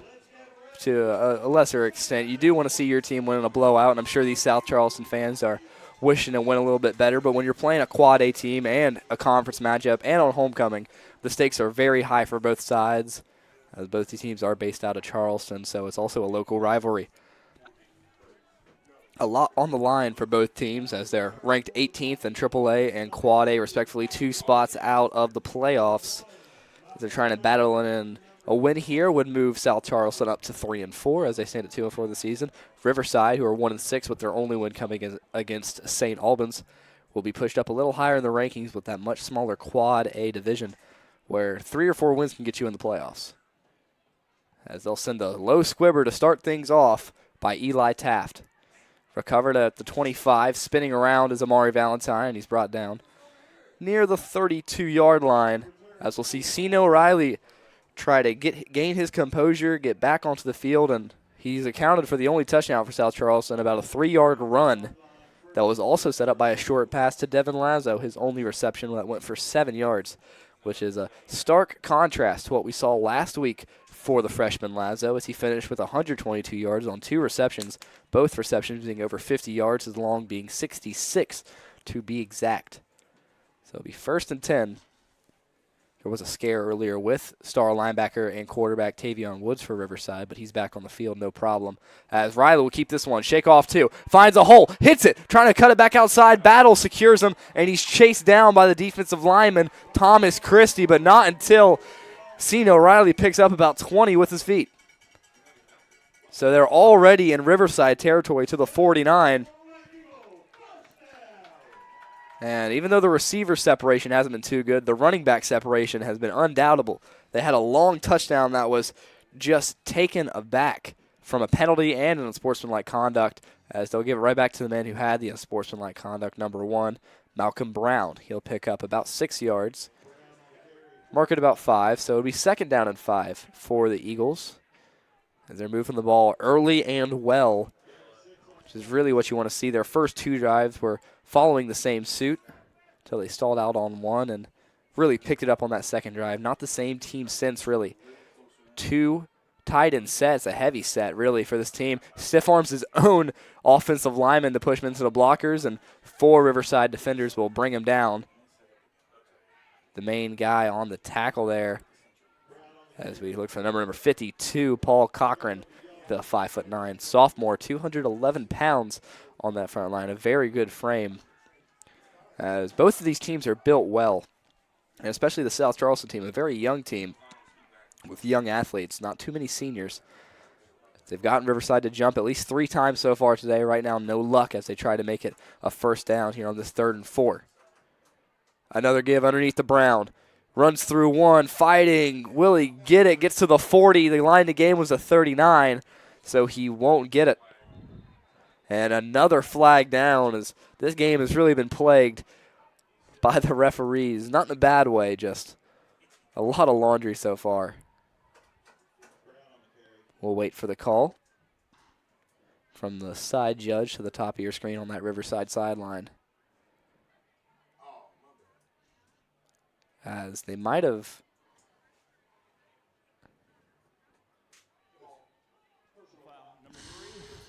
dead ball.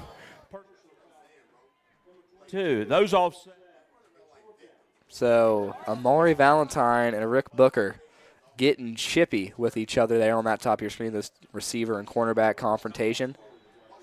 That one's lucky for both teams, but now they both have their first warning, as well as Malcolm Brown, who has unsportsmanlike conduct, and Hayden Short. So 3 South Charleston players already have their warning for unsportsmanlike conduct so far today. Shotgun for him, 4th down. Give it underneath. Brown, he breaks free. He gets the 1st down. And number 5 comes in late there, and Cedric Coping comes in and lays the boom. 1st down, though, for South Charleston after the Brown carry. Will be well over 100 yards today if his run earlier stood. That went for 66 yards and was called back due to a holding and a little bit more salt in the wound by the unsportsmanlike conduct celebration after by Brown. Now they go back to this 3-receiver look we've been seeing all day. Miles Terry at that tight end. He'll be pulling. Here's again, Brown bounces it outside. There's almost a counter look there on the run. He'll pick up 10 and be close to that line again.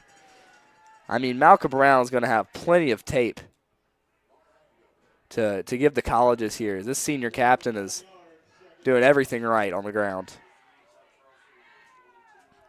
Brought down by Coping and Woods on the tackle. Still up by 1, 9:04 remaining. They stack their receivers to the bottom of your screen. That's Valentine and Perkins. They'll give it again to Brown, and it's not going to work every time. He's brought down by Tavion Woods. So my apologies, Zion Christian, actually, who got back there to him first. 8:38 remaining and counting. So another third and short. They didn't get it last time, but converted on fourth. Hopefully they have better luck on third down. Still staying stacked receivers to the bottom of your screen. Amari, Valentine, and Perkins. Lazo one-on-one press coverage with Booker. He can get that separation. High snap. It's bobbled. Riley spins away. Stiff arms through one and brought down short of the sticks, but saves a disaster to make it a fourth down and very manageable. They already picked this up earlier. And a high snap from Elijah Balsey. Almost went terrible. Oh, Bousley. My apologies there. It's not good when the producers start laughing, but fourth down. Give it underneath Brown. He's brought down in the backfield, and Riverside, their second forced turnover on downs. And all things after a strong start to the drive for South Charleston crumbling there at the end. Almost turnover that was salvaged into a 1-yard gain, but all for nothing. Riverside football. Now is a great time to pick up a digital subscription to the Gazette Mail. For just $1, you will get 6 months of access to web stories, the e-edition of the Gazette Mail, plus tons of exclusive features, stories, podcasts, and other shows. And, of course, expanded coverage of all our live stream games. For just $1 for half a year, go to gazettemail.com to subscribe today. Now, not too many errors through the air for Woods. It's mainly been on the receivers. They go 5 wide, 4 to the top. I wouldn't be surprised with a little bubble screen here to John Battle, but it'll be a keeper for Woods. He'll find the hole, fall forward after getting his feet taken out there. It'll be a gain of close to 6, and that's what they'll mark him. So 2nd down and 4 for Riverside.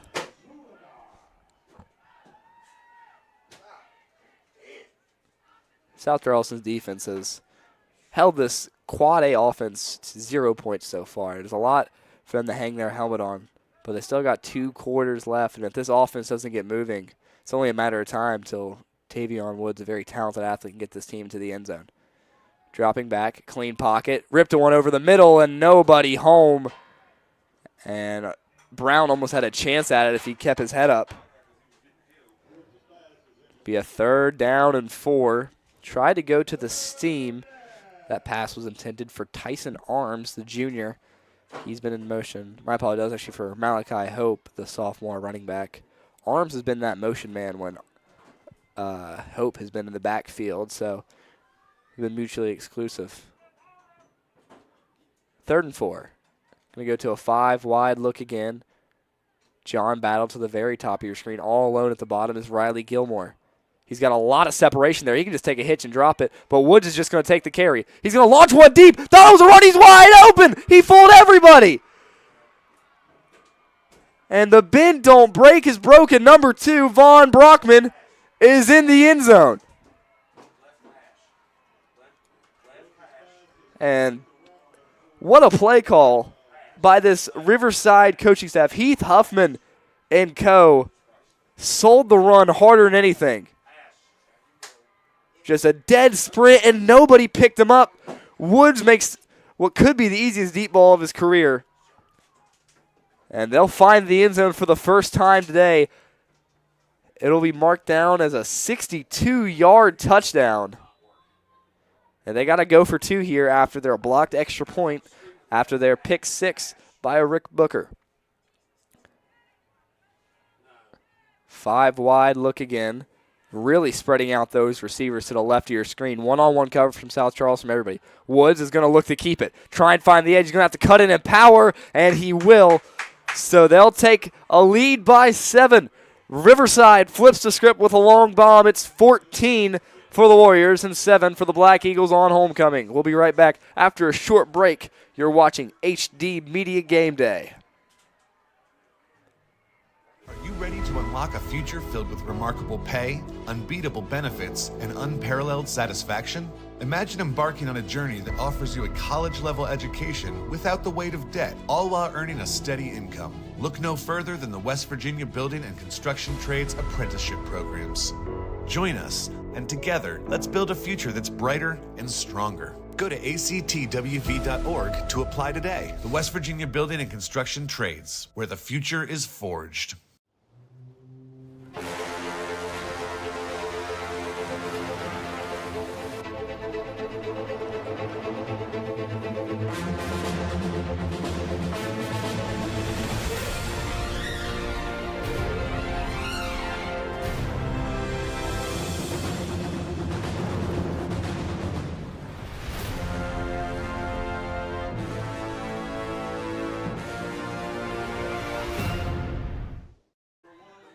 And we're back after the long touchdown that got Tavon Brockman.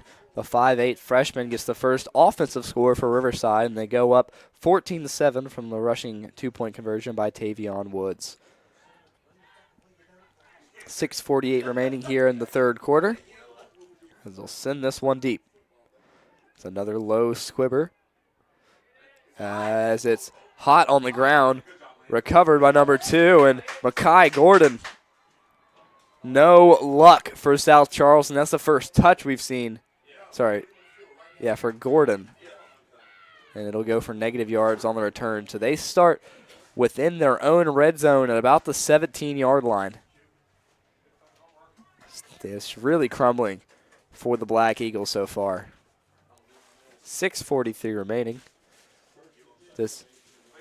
Donnie Mays looking to send his offense back out there, really missing those teams, especially of 2020, the last time we saw South Charleston win a state championship. He's accounted for 3 of those in 08, 09, and 2020. Wasn't around for the 1945 championship, but he's done his best. It's going to be a quick slant ball, high and incomplete. Battle wasn't even ready for the play to start. Christian Perkins just not tall enough to reel that one in. So it'll be second down. This execution for South Charleston has just not been what you wanted. As when they do execute, it gets brought back by a flag.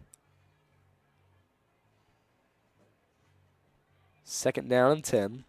Lazo to the top of your screen. 2 tight end set. It's going to be a give to the outside to Brown. Shakes through a couple and gets wrapped up at the end there as number 0, Zion Christian, letting that South Charleston sideline know where he is.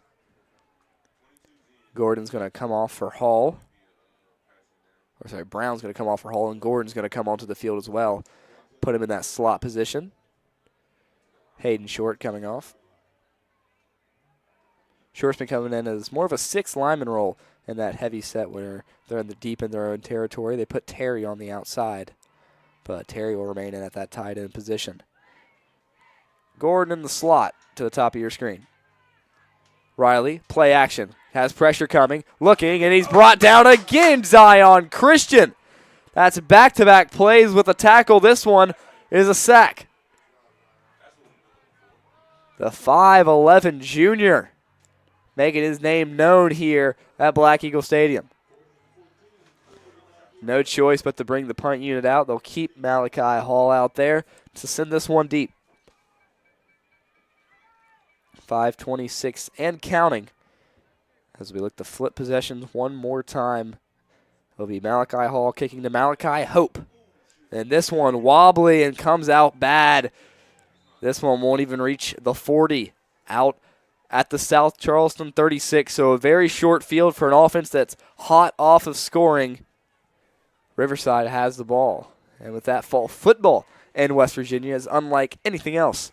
HD Media is live streaming more than 30 high school games this year. Next week, the action stays here in South Charleston as Oak Hill takes on the Black Eagles. It's all live and for free in one convenient location, hdmediagameday.com. So just under the halfway point here in the third quarter, 5:12 to be exact. It'll be a split twins look for Riverside here on play 1. They get him the jump. Number 58 does his best impression of kick up, but won't get nothing. It'll be Joseph Miller that draws the flag Dead ball. there. Encroachment. 52, defense. 5-yard penalty. First down. So Hayden Short has a fumble recovery today and a sack, but a lot of miscues on his end. He also has an unsportsmanlike conduct. So a tale of two tapes really for one player. Back to the same set, 4 wide. Going to look to the left side. There's going to be a quick bubble, comes in to catch the ball, and he'll pick up about 4 yards on the play. Number 22 on the reception, Rick Booker. Didn't expect him to take some snaps at receiver. This team has a lot of receivers. Vaughn Brockman, but with the absence of Logan Tudor, number 4, they would have to get deep into that depth chart. 4:45 remaining here in the third quarter. Still lead at 7. Trips to the left. Shotgun formation. It's going to be a keeper for Woods. Woods finds a hole, breaks through after someone grabs his jersey, and he'll get the first down and settle at the 19. So 3 plays, and Riverside is into the red zone. It's a very favorable position here, as he's really showed off his legs today, Woods. He had a long run that was brought back by a holding call, much like Malcolm Brown's run earlier for South Charleston, just bringing it back. But too talented of an athlete to contain the whole game. He's going to have those plays. You just got to make sure they don't hurt you as much as they could. Twin set to each side. There's going to be a delayed give, a draw, as he's going back. He pitches it backwards to Tavian. He breaks through the line of scrimmage, and that was not in the playbook. Malachi Hope lost all hope, tosses it backwards to Tavian Woods, and he finds a hole for a first down.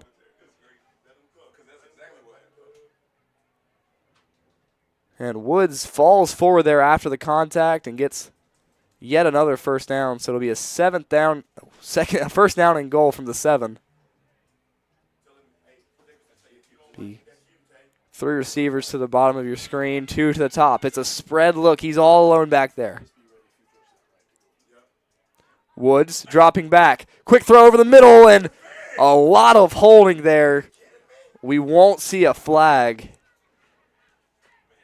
And I'm sure that if you got that clear angle, you're watching this one from home. Woods, receiver there, I believe that was Malachi Hope, had a lot of gloves over him. But nonetheless, it'll be second down.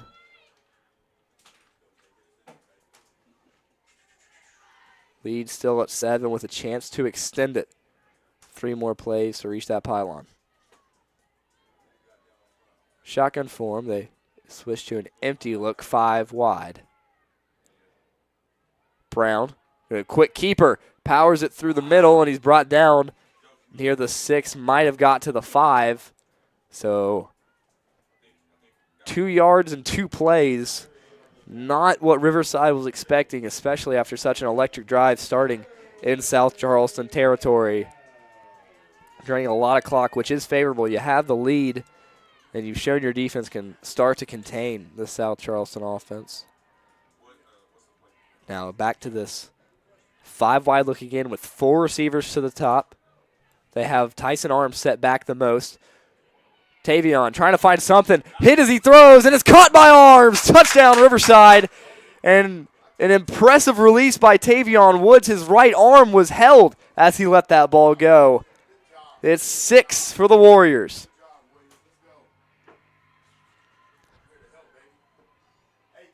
As they went right back to that formation that served them so well with bubble screens. Woods initially tucks the ball to run it here and just lets one go. His right arm started to get swallowed up by number 12, Braden Workman. But he got it free and let one go as he was hitting the turf. The extra point is up, drilled as a line drive, but just enough to clear the goalpost. Up 14, Riverside looking to spoil the Black Eagles' homecoming. We'll be back after a word from our sponsors. Geno's is spicing things up with 2 new specialty pizzas featuring our new hot honey sauce. Our hot honey pizza is topped with red pepper flakes, sliced Italian sausage, jalapenos, and onions. The sweet heat pizza features slices of Italian sausage, green peppers, and onions. Both are drizzled with our signature hot honey sauce. Hot honey, it brings the heat. Sweet heat, the perfect balance of spice and sweet. 2 bold new flavors, available for a limited time at Geno's Pizza and Spaghetti House. Score big this fall with GoMart. Every Saturday through the end of October, GoMart Rewards members earn triple points on all purchases. And while you rack up on rewards points, be sure to scan the QR code in-store for more ways to win. Each scan is a chance to score the ultimate tailgating package with a $200 GoMart gift card, tailgating supplies, and more. GoMart is your hookup for the football season. Visit the GoMart app or gomart.com to learn more. GoMart is the official convenience store of Field here for homecoming as the flock has been silenced so far by the Riverside Warriors. They go up 21-7 with a pass completion from Tavion Woods to number 8, Tyson Arms. Right place, right time, and a talented play by that young quarterback who's really impressive. And that one skids over the head of number 10. It's still on the ground. His knee was on the ground when he grabbed it, but won't blow the play dead. And he'll fight forward surprisingly well. Gets it back to the 19 where he received that ball at the 5, slipping. And that's when things get hectic. When the turf monster starts to have a play, Perkins had the ball kick over his head off an odd bounce. So they'll stay at the 19, not the worst position considering what we just saw. Again, offset again. Offset again. Okay. And the ref's microphone is on without him knowing. It's 21.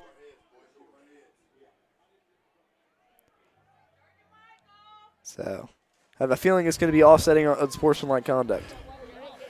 Dead ball. Personal foul. 21 black. Dead ball.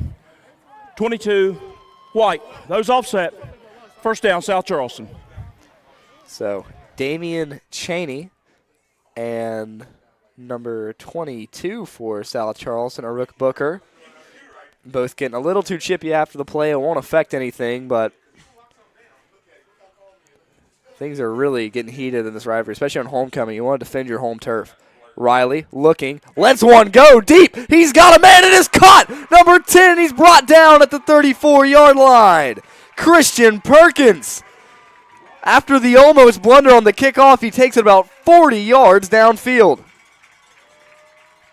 And Riley just a rifle on that right hand. Let it go at about the 15. It lands at the 49 in Riverside territory. And they fall down near the 35, mark it the 34. A huge play for South Charleston immediately after letting up a touchdown. 2:18 remaining. As if Riley can make that throw, I don't see there being any throw within this field territory where he can't make it. Here's a give to Brown. He fights through a hole and keeps piling forward. Takes 4 Riverside defenders to bring him down. The main man there, Riley Gilmore, to get the tackle.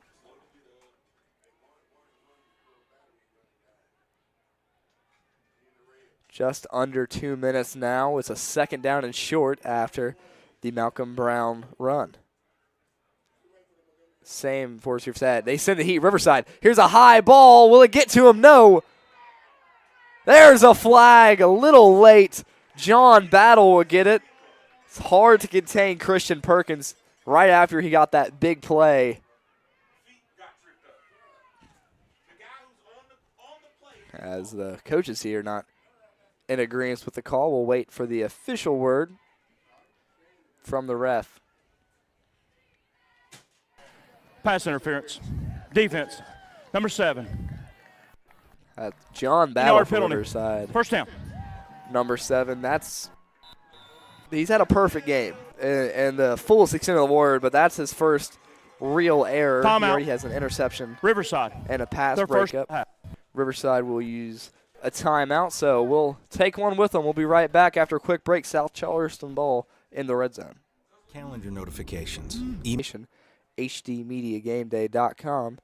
And while we're at break waiting for the player to walk off the field, looks like it was a little cramp for cornerback John Battle as he got caught up at the end of that play, but they'll send that field goal unit out and hope to make this a 7-point game. Jaden Bumpus is going to try and send this one through. Or maybe not. Number 30 out there. I might have had my extra point kicker wrong.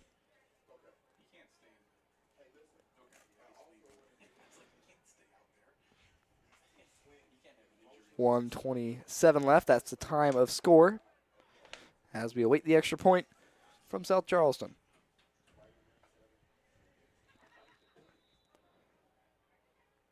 Riverside's got good pressure on the last extra point. This one's up, short, and good. Doesn't need too much leg to make it from the 2.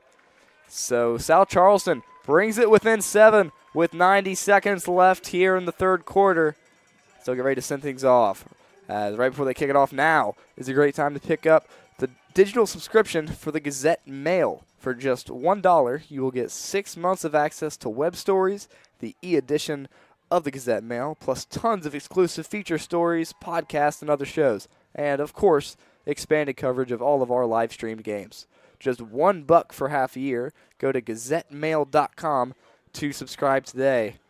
And when we look at Riverside on offense, their last offensive possession, slow but mainly benefiting from this short field from a bad punt from Malachi Hall, but before it was all in the cell from Tavion Woods looking to run as Vaughn Brockman just snuck out the backside, and I tell you, he could not have been more open. Caught it about the 40, and he crossed the goal line with no player, even to the 20 from South Charleston. So Bumpus will look to send this one deep. This one's going to be up, high, and short. Caught at about the 35 by number 2. And this one, he's wrapped up immediately. Nowhere to go for Vaughn Brockman. Now the offense, who's used to this short field, is going to have to come together with some answers.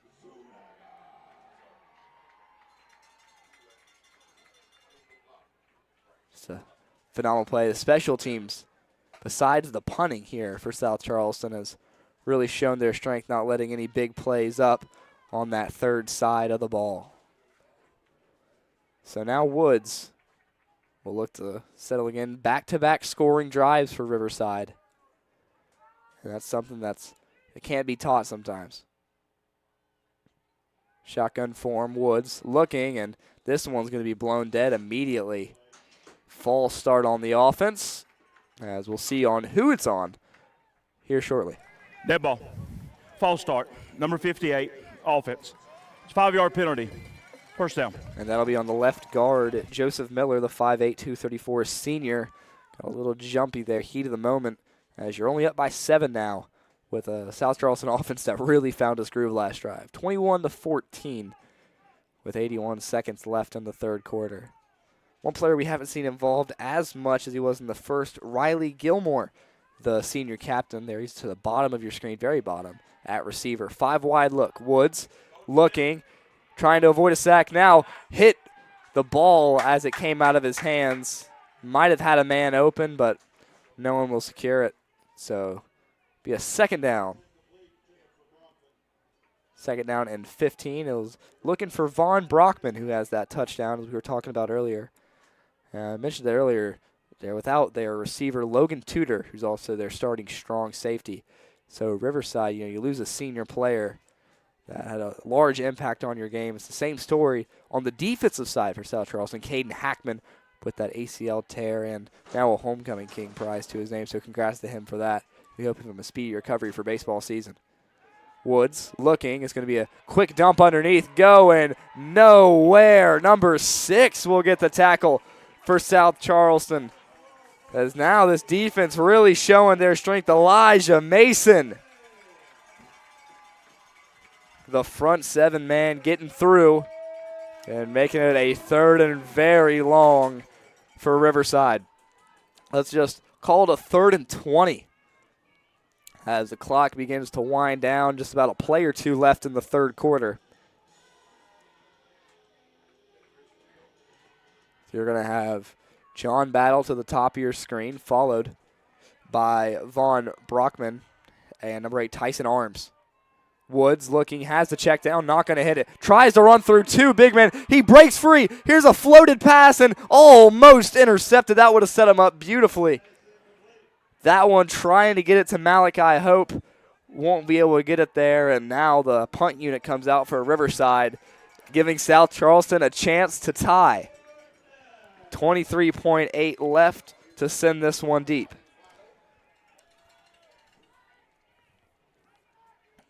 To be Eli Taft after the 3-and-out by his Warriors. He's came on the field. This is the 4th time he's came out to punt the ball. He's 1 for 2 on extra points. A lot of pressure on that punt. This one will be high. It bobbled a little bit by Valentine. Ball's on the ground. And it will be recovered by Valentine there. He didn't lose it too badly. He just secured it, but not.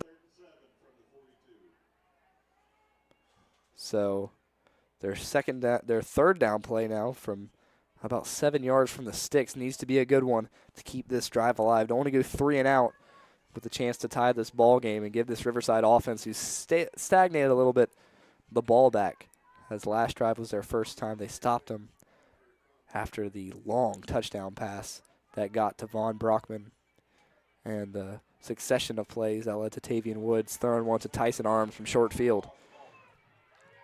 3rd and 7, play clock. They get it off, though.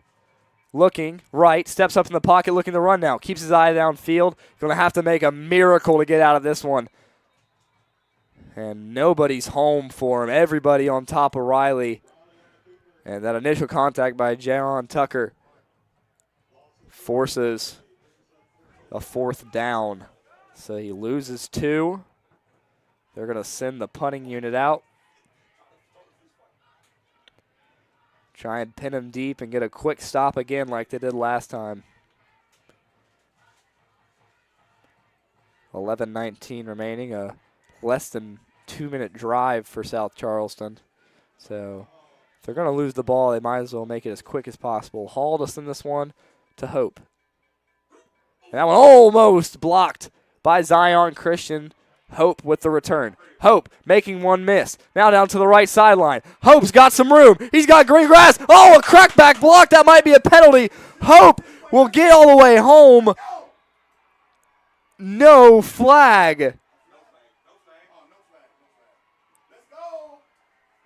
And that one's going to be looked at differently from each side of the ball, but Hope, a phenomenal return that'll find the end zone and the first real special teams error of the day for South Charleston.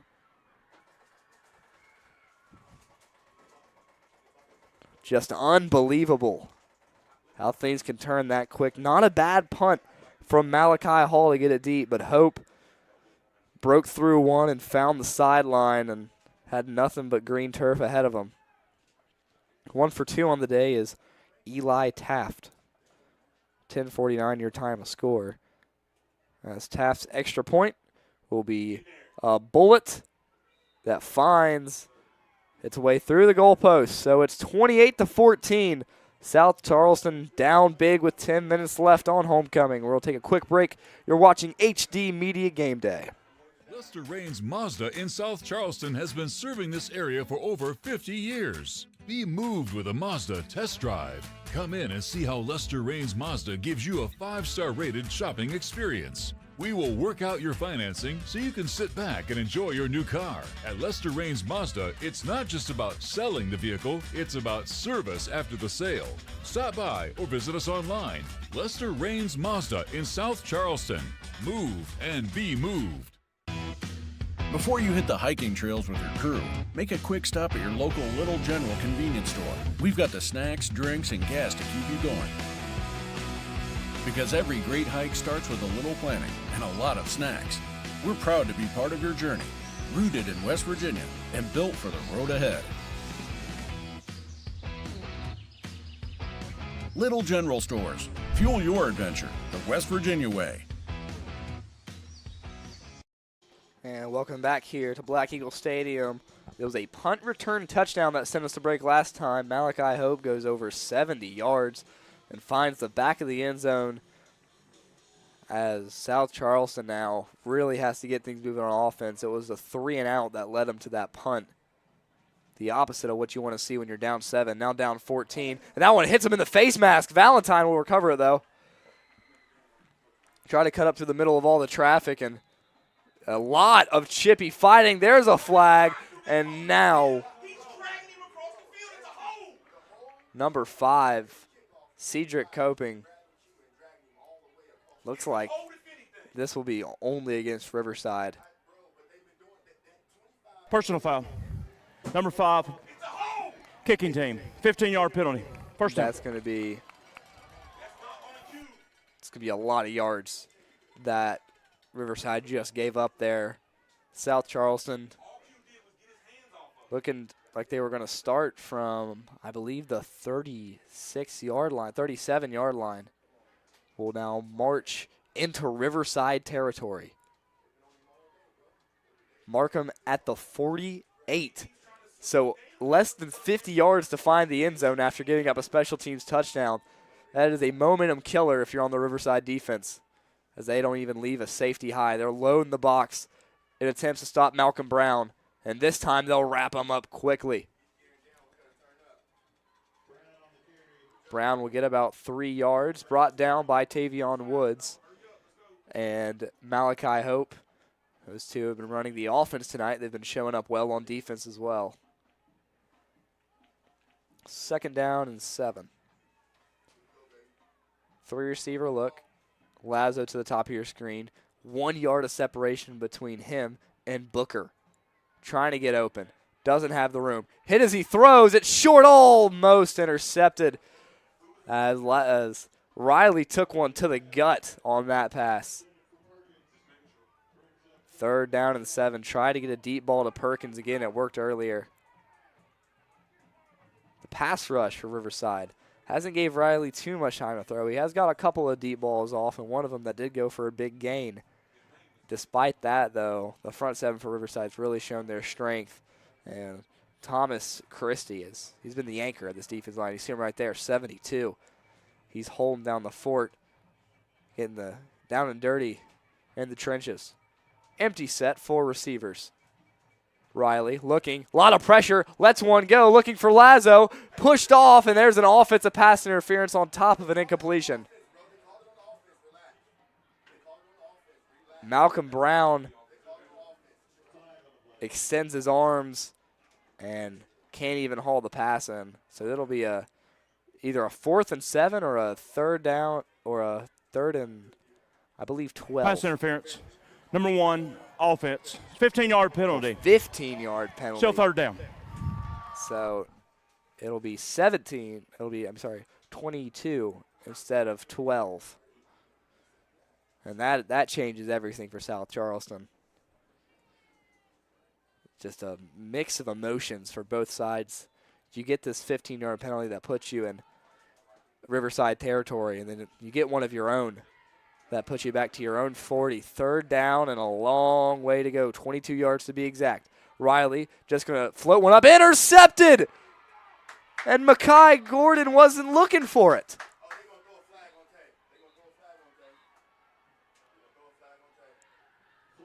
Just another flag down. They overthrow for Makai Gordon from Riley. That's his 3rd interception. Looks like the play just didn't get to everybody on the field, and we've seen these struggles since week 2 for South Charleston. Just the play's not going through the right way, as now it's a 14-point lead with 10 minutes left from homecoming for Riverside. After the interception, personal foul. Number 1, 15-yard penalty. First down. So Tavion Woods will pick up a personal foul. So it's the 3rd 15-yard penalty we've seen in the last about 6 plays. But it won't result in South Charleston getting the ball back. It'll be Riverside football with a chance to put this one out of reach with another score. A lot of penalties so far. Discipline's going to be looked at a lot in practice on Monday for both of these teams. 2 timeouts left for Riverside, 3 for South Charleston. Has 9:53 left on the clock. Four receiver set for Woods at the helm. He has Hope back there with him. 4 defensive linemen for South Charleston. 44 creeping in. It's going to be an underneath give to Hope. Not as lucky on that one as he was on his punt return. So no gain on the play. Trying to make a quick sub there on the defensive end. First time we've seen 44 Noel Mason, but he's going to be the one to get the play calls to the defense.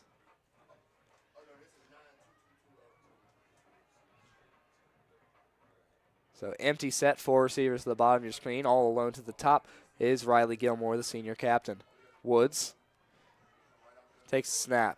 Clean pocket, gets one underneath. Gilmore almost caught it with his kneecaps, but that one almost impossible to catch for the young receiver. It'll be Valentine on the coverage, but a solid in-breaking route there. Just got to get that ball a little more up and into the chest of Gilmore. 9:12 remaining, and to squander an interception like this in less than a minute of game clock is not what you want to do if you're Riverside. You got to really start milking it. 3rd and 10. Twins to each side. It's Hope to the left side of Woods. Woods dropping back. Here's one over the middle. It's completed. First down. Don't want to go backwards, but he finds the room to the right side. He breaks free. And now he gets pushed out of bounds at the 35-yard line. Vaughn Brockman. And he almost ran behind the sticks, but he trusted his athleticism and his instincts, and it paid out dividends. A solid throw from Woods, right where it needs to be. He breaks free from Valentine and then breaks free from number 12, Braden Workman, and almost finds enough green grass to get to the end zone, but it's pushed out of bounds. So back to the 5, wide look.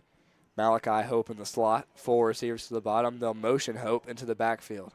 Play action. Woods will keep it, and he's brought down by his feet, grabbing his hamstring. He's cramping, so looks like they're just going to try and get that one sorted. Second time a player's gone down with a cramp. No injury timeout, it looks to be. Just going to have to walk that one out. So no serious emergency. 1st and 10. 8:55 remaining after the personal foul. Face mask, number 3. It's 15 yards, the end of the run. First down. Didn't even see any flag on the field, but Amari Valentine, a costly personal foul. It's 15 yards for a face mask. Woods is going to have to come off the field, where he did get medical attention on the field, even it was stretching out a cramp. So he'll be back on the field next play. So coming in, the listed backup is Dasani McAllister. We haven't seen him hit the field once, but it will be number 11. 6'3", 185. So I believe that, no, that's number 13. So they go straight to Riley Gilmore at the helm. Gilmore lets one rip. Didn't think they'd pass with him. Into Vaughn, and he'll be brought down. Zuniga with the tackle.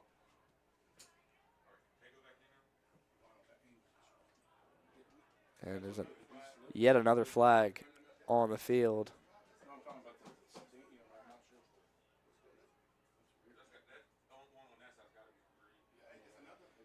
As they'll discuss this one over. I mean, these refs are really earning their paychecks today, as we've had a lot of screen time for them. If you're a family member of the ref, you're really getting your fill of their content. 8:29 left is what feels like forever.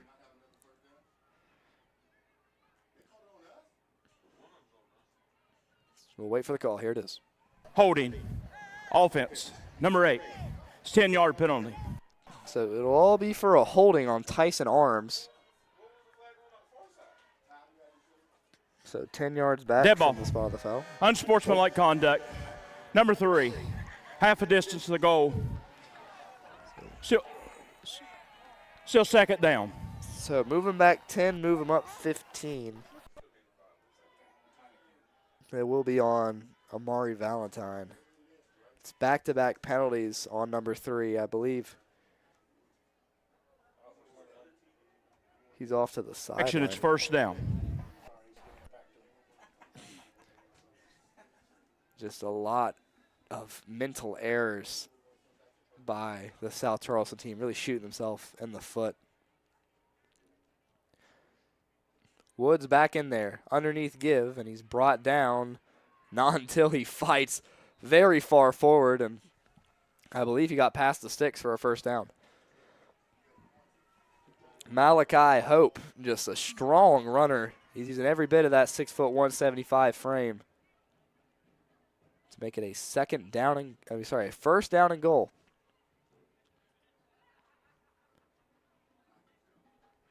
.803 and ticking. Exactly what Riverside wants. They go to the I form for the first time this half. They did a little bit in the first half, but not too much. Woods to line up under center. All right, here's the give underneath. Yet again, this time it is the Hope, but no luck on that carry. Second down and goal. Woods will get the play call from the sideline and then come back onto the field. Now Riverside really focus on getting the clock rolling. You don't want to have any risks. South Charleston does have some big play potential, as we saw earlier. 2 of those plays were taken back by penalties on the ground, and then one of those through the air for Christian Perkins that we saw that led to the first South Charleston score since that second drive here in the second half. Milking almost a minute of clock in the last 2 plays. 8 seconds left on the play clock. Pistol formation, backs to the right. It's going to be a keeper for Woods. Going to try and get to the pylon, but nothing going. Got to stay in bounds, but he'll step out near the 4 for a third down. They'll mark him at the 5. So 3rd and goal, 5 yards to go, as they won't have any benefit from taking their time to get to this play call.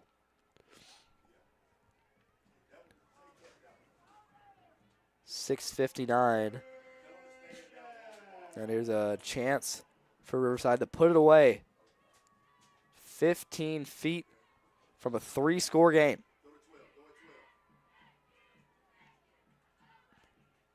Woods. Play action. Goes to the right side. He's open. Diving. Grab. Not there. Riley Gilmore tries to make a play leaning out of bounds, but just a little low and out of his reach. So it'll be 4th and 5.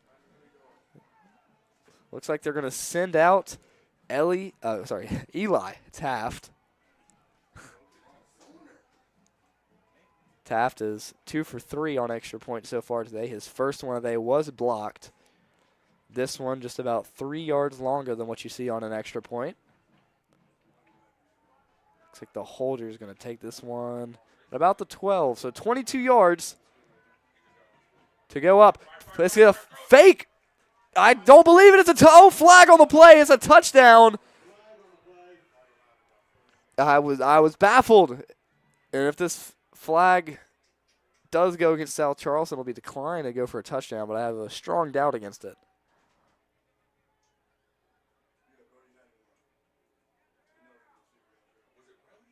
An eligible receiver downfield for Brody Hensley. So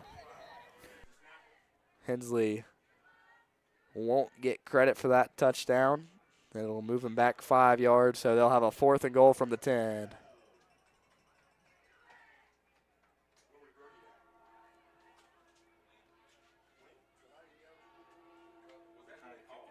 Looks like they're going to go for a longer field goal this time. Let's see if Eli Taft has the leg. We're going to be marked at the 22. So, sorry, the 17. So a 27-yarder on the way. Taft, the hold, the kick, low, and sneaks through Eli Taft. 31-14 with 6:41 remaining. The clock is rolling. That's not right. It continues to bleed. And these are valuable seconds for a team down by 17. And it finally stops 6:27. It should be about 6:38 left, but South Charleston down 17 on homecoming. We're going to be right back. Are things in your home not working the way they should? Please reset the Air game conditioner no clock longer cooling? to 6 No hot minutes, water? How about that 37. annoying dripping faucet that just won't stop dripping? Remember Mullen Plumbing, Heating, and Cooling. Mullen Plumbing, Heating, and Cooling has been serving the area for more than 60 years. Mullen Plumbing, Heating, and Cooling has the most professional technicians standing by to address all of your needs. 24 hours a day, 7 days a week. So remember, Mullen Plumbing, Heating, and Cooling. Call us today and schedule your in-home service or schedule online at mullenplumbing.com. This is Ben Salango with Salango Law. Salango Law has earned a reputation for getting excellent results for our clients. With decades of experience handling thousands of cases, we know what it takes to deliver. Proudly voted Best in the Valley for 3 consecutive years by readers of the Charleston Gazette-Mail, Salango Law is deeply committed to giving back by investing in our community. From supporting local programs to making our region a better place to live, Salango Law is proud to be your trusted legal and community partner. Check us out at salangolaw.com. And we're back after the Riverside field goal from 27 yards out. Eli Taft shoots a laser knuckleball that sneaks above the upright, and it's good. So 6:37 left for South Charleston to have a miracle here on homecoming. Riverside looking at a chance for its second win on the season and back-to-back wins over South Charleston over the last 2 years. Valentine again will receive this one. Just spun around. He won't ever hit the ground. They just talking a lot on both sides. As you can tell that tensions have really flared today. If you just look at the unsportsmanlike conduct tallies for both sides, it's a lot more than what you'd expect on either side. 6:30 as it's air raid time for Ceno Riley. He has 3 interceptions on the day. Not a statistic that he's going to want to brag about later in his career.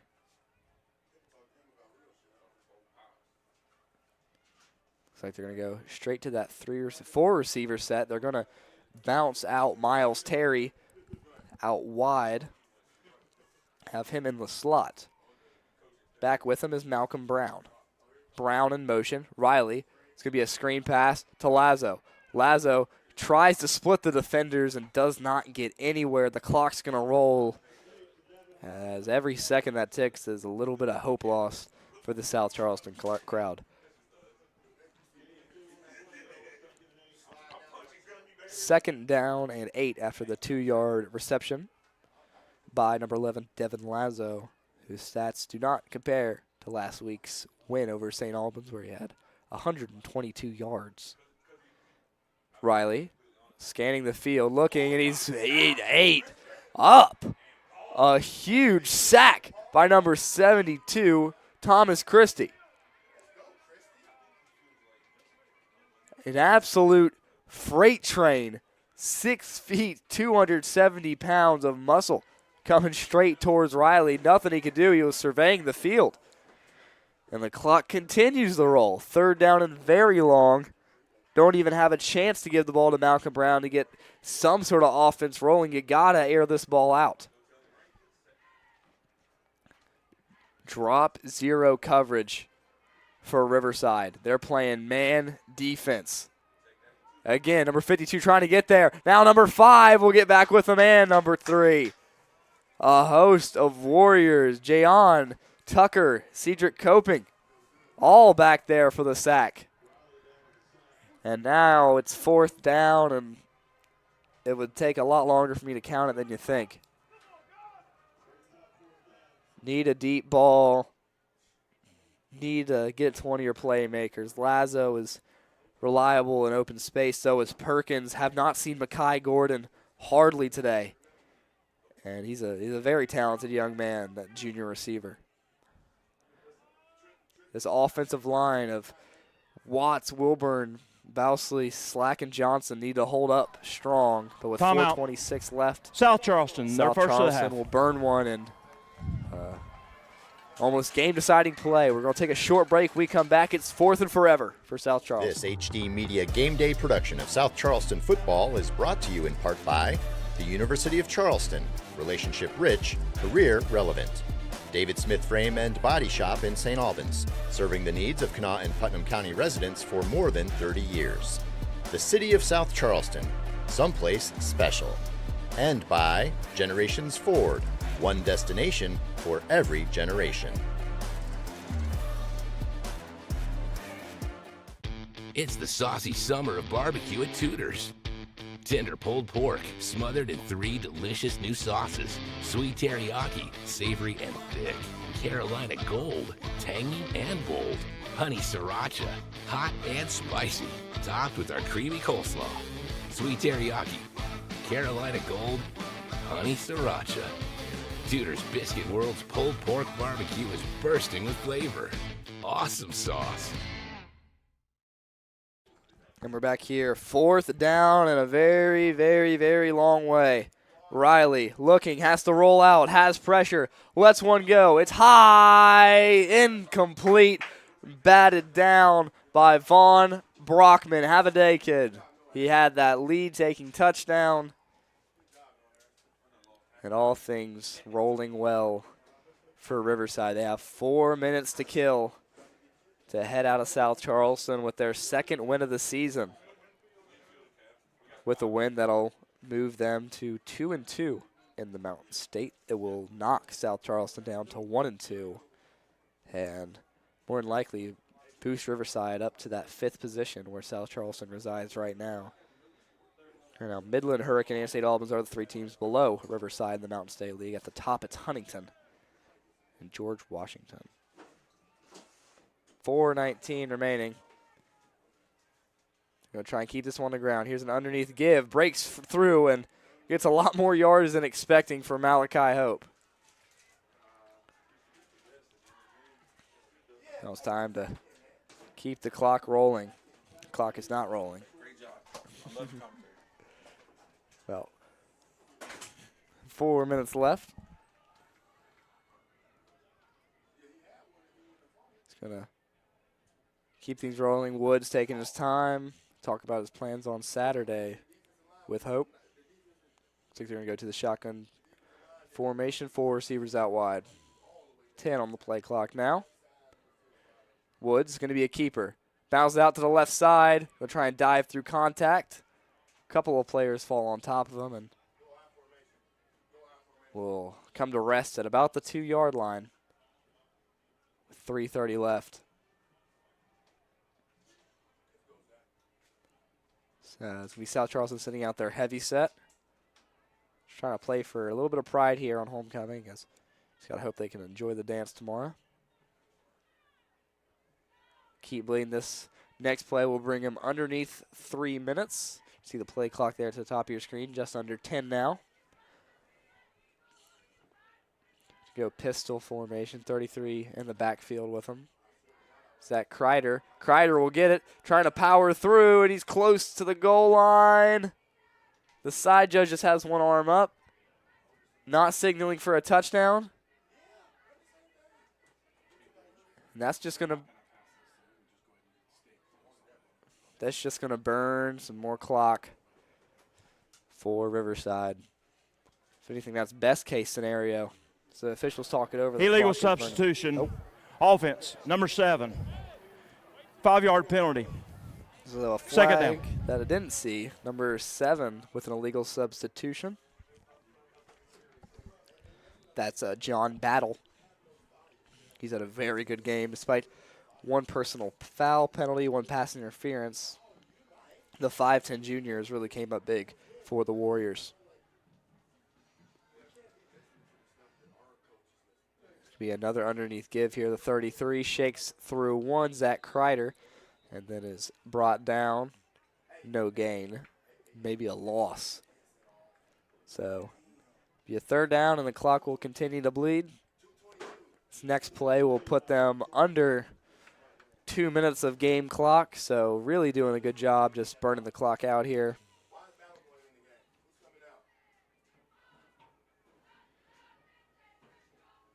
Now Battle's going to come in for number 22. Pistol form, 2:05 remaining. Woods. Could be a throw, low and away, not there. Looking to run up the score a little bit. Number 13, Riley Gilmore, again the intended receiver. That connection about the only thing not going well for Riverside between Woods and Gilmore, but The scoreboard says enough, up 17 with 1:58. 4th down. Looks like they're going to give Eli Taft another chance to send one through as the kicking unit comes onto the field. Last time they had the kicking out unit initially, it was a touchdown fake to Brody Hensley, but he was marked ineligible as a receiver. So, incompletion stopped the clock at 1:58. Another big man comes in. You got 4 seconds to snap the ball. They'll get it off just in time. High snap. They are going to fake it this time. They're going to look till Hensley again, and this one just kicked away and incomplete. So all over at that time, South Charleston, and now there's a flag and just not what's needed in this game. As tensions build the most when things are about to end. It's your final way to get out some frustration. After the play, personal foul, number 6, South Charleston. Be half a distance to goal. South Charleston's ball. 1st down. So the attempt still not good. Elijah Mason, the big 6-foot freshman, just not showing his class a little bit there in terms of being a freshman. A lot of frustration here. It's your first homecoming as a high schooler, and Riverside just caught steam at the right moment. Makes it just it's hard to cope with there. But they're going to keep the clock running and minimize the damage to each team. So we're just about to reach under that 60-second mark as the decimals appear on the scoreboard. Time for 1, maybe 2 plays. They'll stop it at 57.3.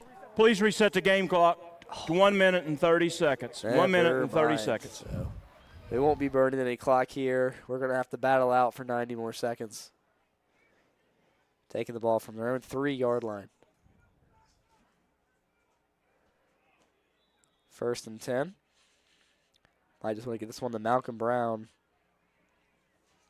as they have a new quarterback in, Landon Workman, a freshman. Get him a couple of high school snaps. So he'll just give this one off to, I believe, Malcolm Brown, and it will be. He'll get back to the line of scrimmage. So now the clock will continue to run. So now both teams in their chew clock formation, just trying to get everyone out of here safely. Workman waiting for the play call. It's the first time I've seen Workman play, even in that game against Winfield, where it's a very dominant win for him. And this one concludes. There'll be another give to Brown. Stop at the line of scrimmage. It'll be one more play with about 8 seconds separating the play and game clock. Riverside will move to a solid 2-6 and 2-2 in the Mountain State League. That'll put them in the middle of the table there around 5th, where South Charleston will fall as they'll move to 1-2 in the Mountain State League. Both teams only win before this were against the St. Albans Red Dragons, who will continue to be at number 10. And Workman will be brought down to end the game, so South Charleston will fall to 2-5, and Donnie May's return to Black Eagle Stadium. Homecoming not how you want it for South Charleston, but still a good game. So your final score, Riverside Warriors 31, South Charleston Black Eagles 14. For Brent Wilson, Chris and Bridget Riggs, and the whole HD Media Game Day crew all across the state, we thank you for tuning in, and we wish you a good night. Have a good one.